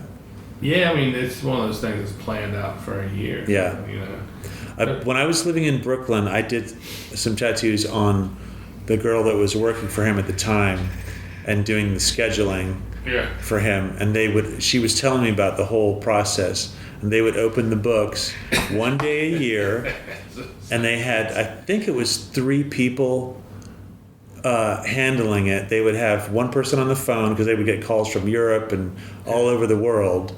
They would have one person checking the internet, and they'd have one person handling the in-person. Isn't that And there was a crazy? photo of people that shop in Manhattan on Bowery on the 2nd floor. People lined up down the stairs, onto the sidewalk, and around the end of the block, Just to go book an waiting appointment. for the one day Mike Rubendahl's schedule was open. Wow. And this girl told me that, like, Yeah, they scheduled jeez. 2 years of appointments, and then there were still so many people that they opened up the following year, I guess. I'm just like, That's you know, bananas.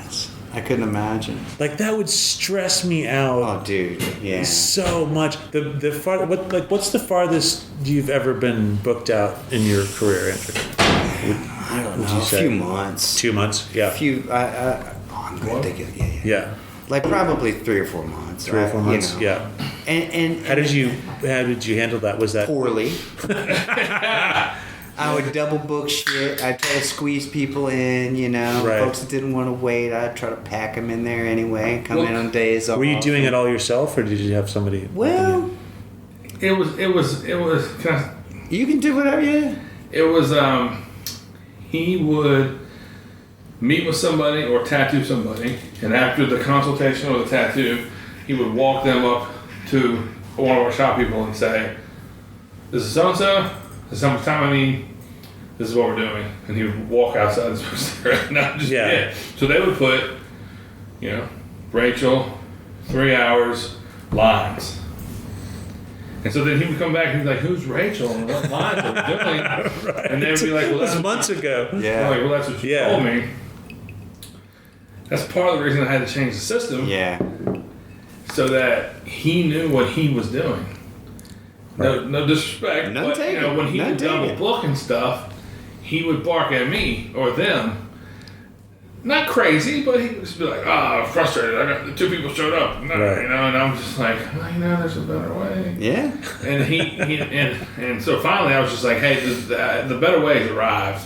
I talked to this person, I talked to this person, I talked to this person, because I wasn't just AJ, I talked to some other people too, but once it happened, it would just be a little easier. And then he could look in his phone and go, "Oh, Friday I've got this, not sure what it is, let me check last month," or whatever. If he could find the person and see what he did, or he could ask the girl up front, "Hey, is this so and so?" I've been utilizing having that person's number and then having them text over whatever reference or like, taking notes so that I can kind of go, especially if first names, man. Like I've got a dozen fucking Kyles, Right. And so then it's like, okay, well, what number is that? And then I can go back to that number, and then I could see our conversation or see like what reference or like if I took photos of them, you know, like for our last session, and like I took pictures and I texted them the pictures kind of stuff. You could look up the date. I could figure out who the fuck it was. Sure. You know? Sure. And then I could kind of cross-reference. And then so that works way easier.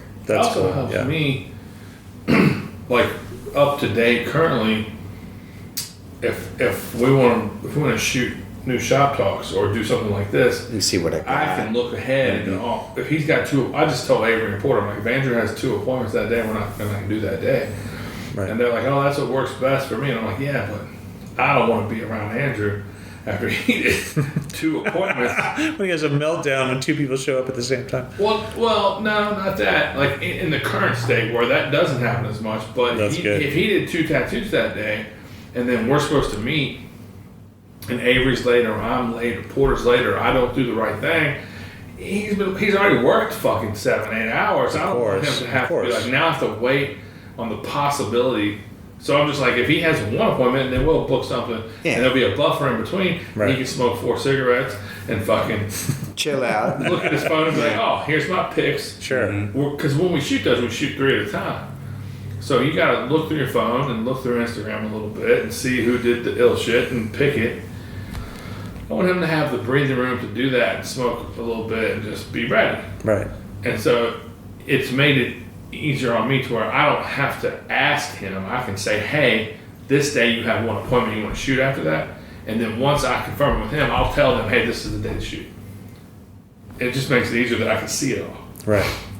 And that's it. It's like anything else. Just. I just want it to be the best it can be. Yeah. Yeah, of course. I want everyone to be happy. Of course. You know, I'm not shooting the next Godfather, but I want everybody to be happy and conducive to laughter and be silly. And, you know, I don't know if you're watching them, but there's banter and bullshit. I love them. Yeah, I watch them. Yeah. Oh, thanks. I love them. Riley today was just like, I can't stop watching those things. Every time they come up, he's like, next thing I know, I'm 30 minutes, I gotta just do whatever y'all do. No, those are great. I always feel like I'm hanging out with you guys. That's exactly what he said. I love hearing that, man. Yeah, That's what we great. want. That's what we want. That's the whole point in the matter, and that was the whole idea, the whole thing. But yeah, it's like, you know, with that schedule, it's more just open communication. Sure. And as everything goes with us, almost every time, it's just a matter of like, if you know what's going on and I know what's going on, then we know how to make it better for each other. Yeah. You know. And demand is a weird thing too.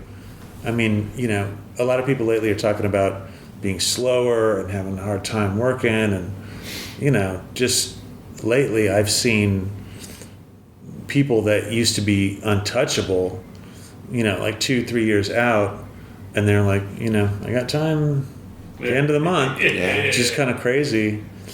Well, but I remember probably the farthest out I was ever booked was when Chris and I worked together, and we had stuff in the tattoo magazines and whatnot.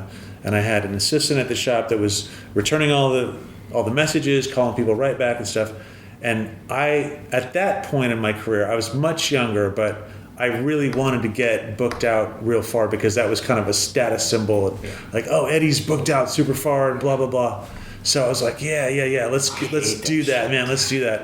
And so I think I got about 6 months out at the height of that. And it was a fucking nightmare.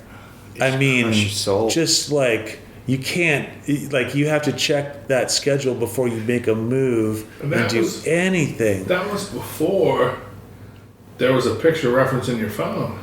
Right. So like you had, exactly. I mean, you might have had a brief conversation with some guy named Carl, and he wants a floating orb and a dude. Like, you're like, what am I? Right. And then you look at the schedule and it says Carl 1:00.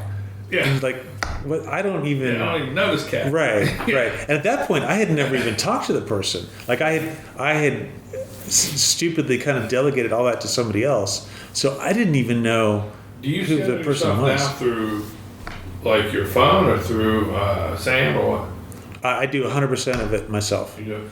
And it's like through DMs and text messages? DMs and emails. And you can always scroll up.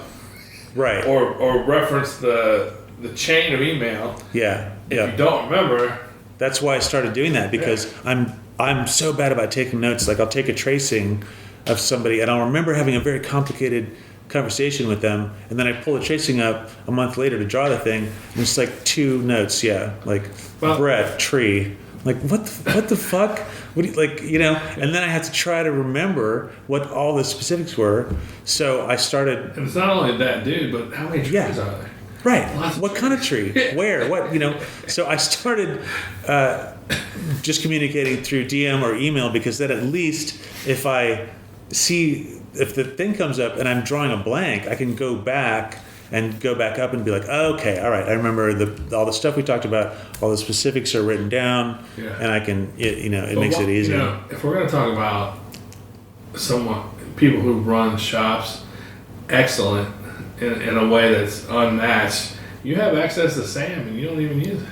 Sam is brilliant. Sam, that shop would fall apart. Absolute Art would fall apart with that This is fucking Sam. great. He's one of the greats. Oh my god! Like, as far as like legendary shop dudes, there's less than 5. Yeah. No offense to anybody else I've ever worked with, but Sam is the best shop person I've ever worked with. He's so fucking without a doubt.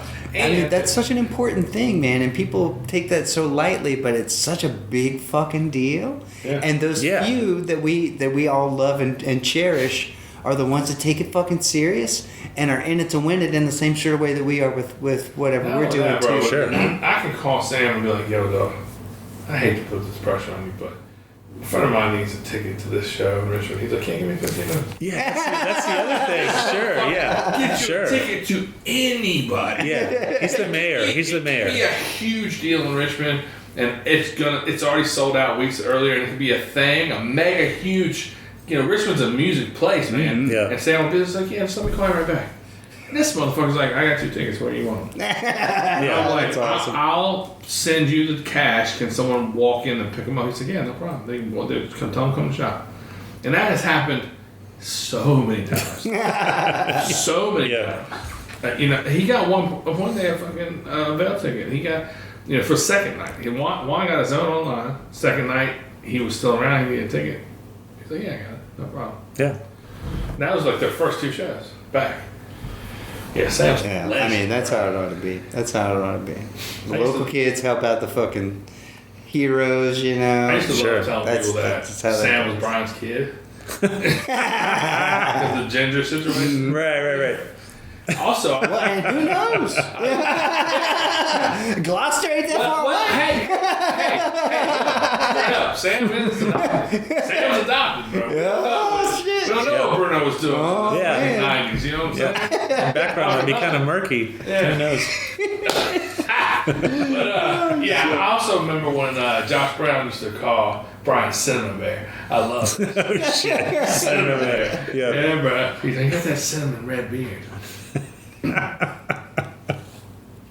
Yo, I also have somewhere around here all those drawings he did of all y'all.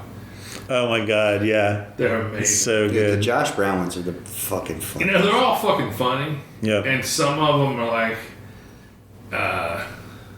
better than others or funnier than others, but man, the one that got me is hobby, was in cycling or whatever. Yeah. And Josh Brown did him with that hat that had just the bill that was like this fucking That's long, right. bro. I forgot about that. Like, I can look at yours and be like, oh, it's funny. I can look at Brian's real, it's funny. But I see Hobby with that fucking ball. and Brian's shirt said Metal Devil. Yes. Which was also fucking... And there was a speech balloon that just said, or whatever. Yeah. They're fantastic. Such and so or whatever. And he would always draw himself as Hank Williams Jr. Yes. Mm-hmm. Yeah. So amazing. So good. And then he was telling me about one time he was giving everybody Native American names. Yes. He's like, yeah, I told Timothy I just want to call him Red Rock Wind. I was like, why? He's like, I don't know. I thought Timothy was dances with swans. Yeah. Actually, the best nickname, or my favorite nickname I got out of Absolute Art was Brian started calling me Hoy Boy. Oh. I was like, that was such a good one. Well, he would say that, and I'd be like, you get away with that? And he was like, that's my dog. Yeah, of course. I thought it was hilarious. I was totally into it. Yeah. Yeah, he fucking loved you, man. He fucking loved you. Yeah. The best. Don't get no better than Bruno. Yeah, that's for sure. Boys, you want to wrap this up? Sure. Yeah, I got some homework. Yeah, me too. It's late. I got birthday cards to finish, man. Ooh. Yeah, my Pull your marked cards. Well, to tie it back to the thing we talked about in the beginning, our friends, the Woodrums that lived upstairs from us in Brooklyn, the girls in the house with the lead paint. Yeah. They I was there for their birth. Like I held them in one hand, you know what I mean? And Kate, the two twins, Kate and Lee. Kate is about to go off to college on Thursday, and Lee is going the following year, I think. So it's just bizarre, isn't it? And I've made them birthday cards pretty much every year, probably starting at 4 or something when they could appreciate a birthday card. Yeah. But I painted them custom birthday cards every year on their birthday. Wow. And the birthday cards started out as little cartoony things, and then progressively over the years they've gotten a little more grown up. So this is the last, probably I'll keep making them birthday cards, but they're adults now. Sure. So their birthday was, I've missed it by a couple days, but it was a little ways back. So I have the last 2 birthday cards I got to finish. How cool is that? Yeah, it's a trip. They got a fucking collection. They saved those cards, Jack. Yeah, that's awesome. Yeah, it takes me back to just yesterday, man, and Brian Bruno. She's just wolfing down my pasta salad, and her mom's like, "You've had 3 portions." She's like, "I'm Italian. What do you want from me?" And I'm just like, "Yeah, God damn it, Rowan, you're Italian."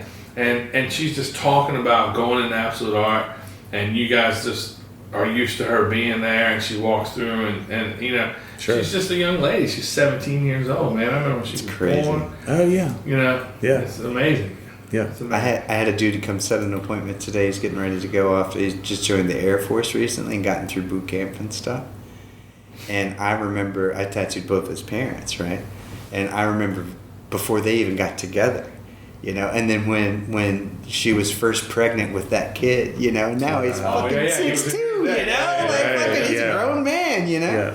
And I remember his dad being so stressed out about holy shit, dude. He's like, I've been reading all these books. I stopped fucking cussing my dogs, I'm trying to get ready for this, having this kid, It's so funny to you probably did too, but he tattooed maybe 8 months ago or so, a third generation. Third generation. Third generation. Tattooed That's this cool. woman, and then this woman's daughter turned 18. He tattooed her, and then Her daughter just turned 18. Yeah. Isn't Got that tattooed. crazy? She's been tattooed here 2 or 3 times. Yeah. Four tattooed her last time. Yeah, he did. Nice young lady. 30 years. I love that shit, though. I really do. Me too. Or just growing old with our friends, There's so many kids that I've been tattooing since they turned 18, Talking about what you said earlier, if you take care of tattooing take care of you. Oh, absolutely. That's proof of it. Absolutely. Mr. Hoyer, please tell folks how to see your tattoos and get tattooed by you.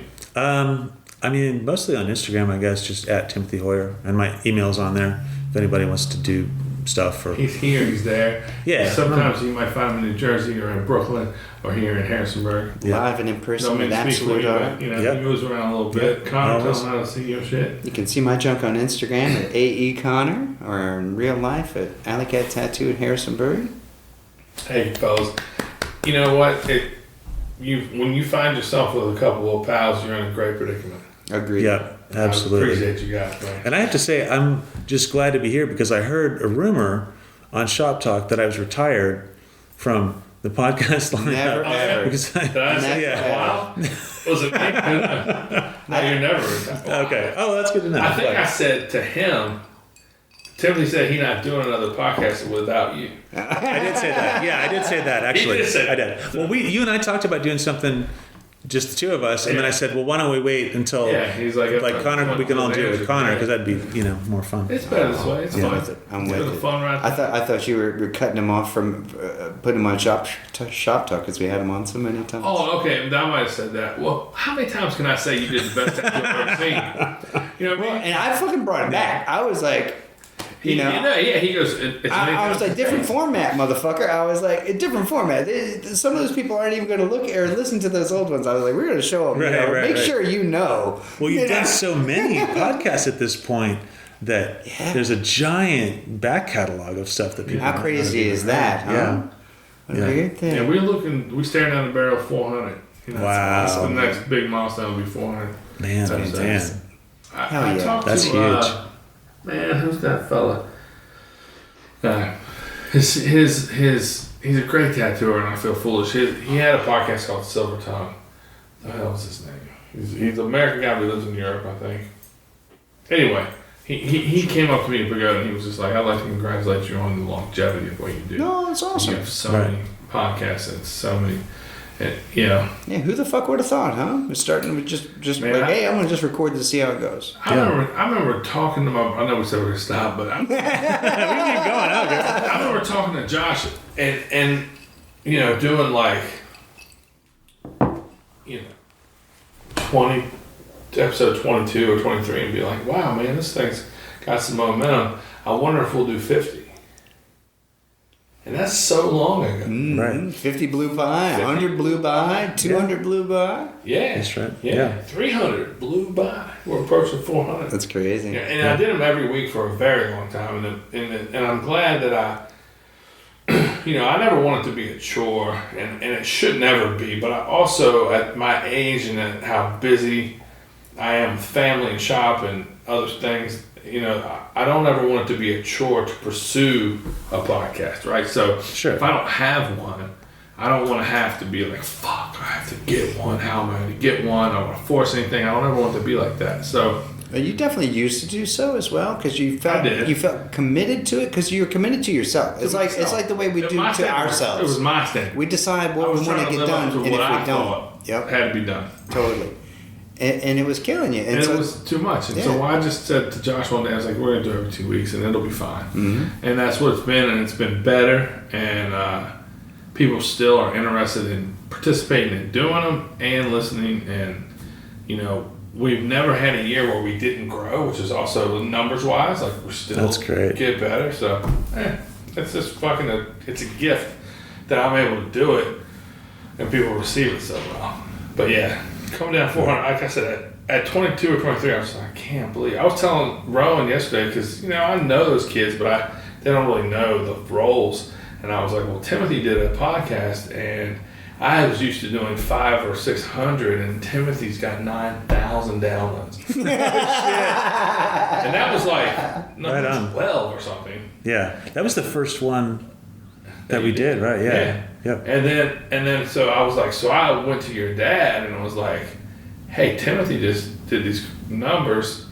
Do you want to do it? And by the time Brian got on, yours went past 20,000 downloads. Holy shit. And I was just like, Brian drove up here and sat in that little office down there and did it with me. And then his exploded too. And his first one did a little bit more than yours did. It did like 12,000 a week. As it should, yeah. And I was just like, what the fuck? And they your two did like this for a year. They just were like, and I just couldn't, Anyway, so here we are. That's cool. Thanks to you guys and all the love that you all both shown and support you've given. And that's cool to actually, the last thing I'll say on this is it was really cool to see the longevity of this whole thing too when Brian passed away, because I had so many, I think you maybe reposted the podcast that you and me and Brian did together. And I had so many people hit me up and say, oh man, I never knew that you guys even did that. And I went back and listened to it. Dude, they're so good. Yeah, that was a really fun one. That room that night had an electric feel to it. Yeah. I'll never forget it, man. I know. I was sitting on the bed, and it was a weird room, and there was like two benches kind of thing, and they were both I was in the middle, and they were here. And it was so good. It was so fun. We had such a good time. Such a good time. Great time. I think I drank an entire bottle of rum too. I was like, this motherfucker get lit. Love it. And Bruno goes. All right, boys, let's go. Appreciate you. Love you guys. Thank you.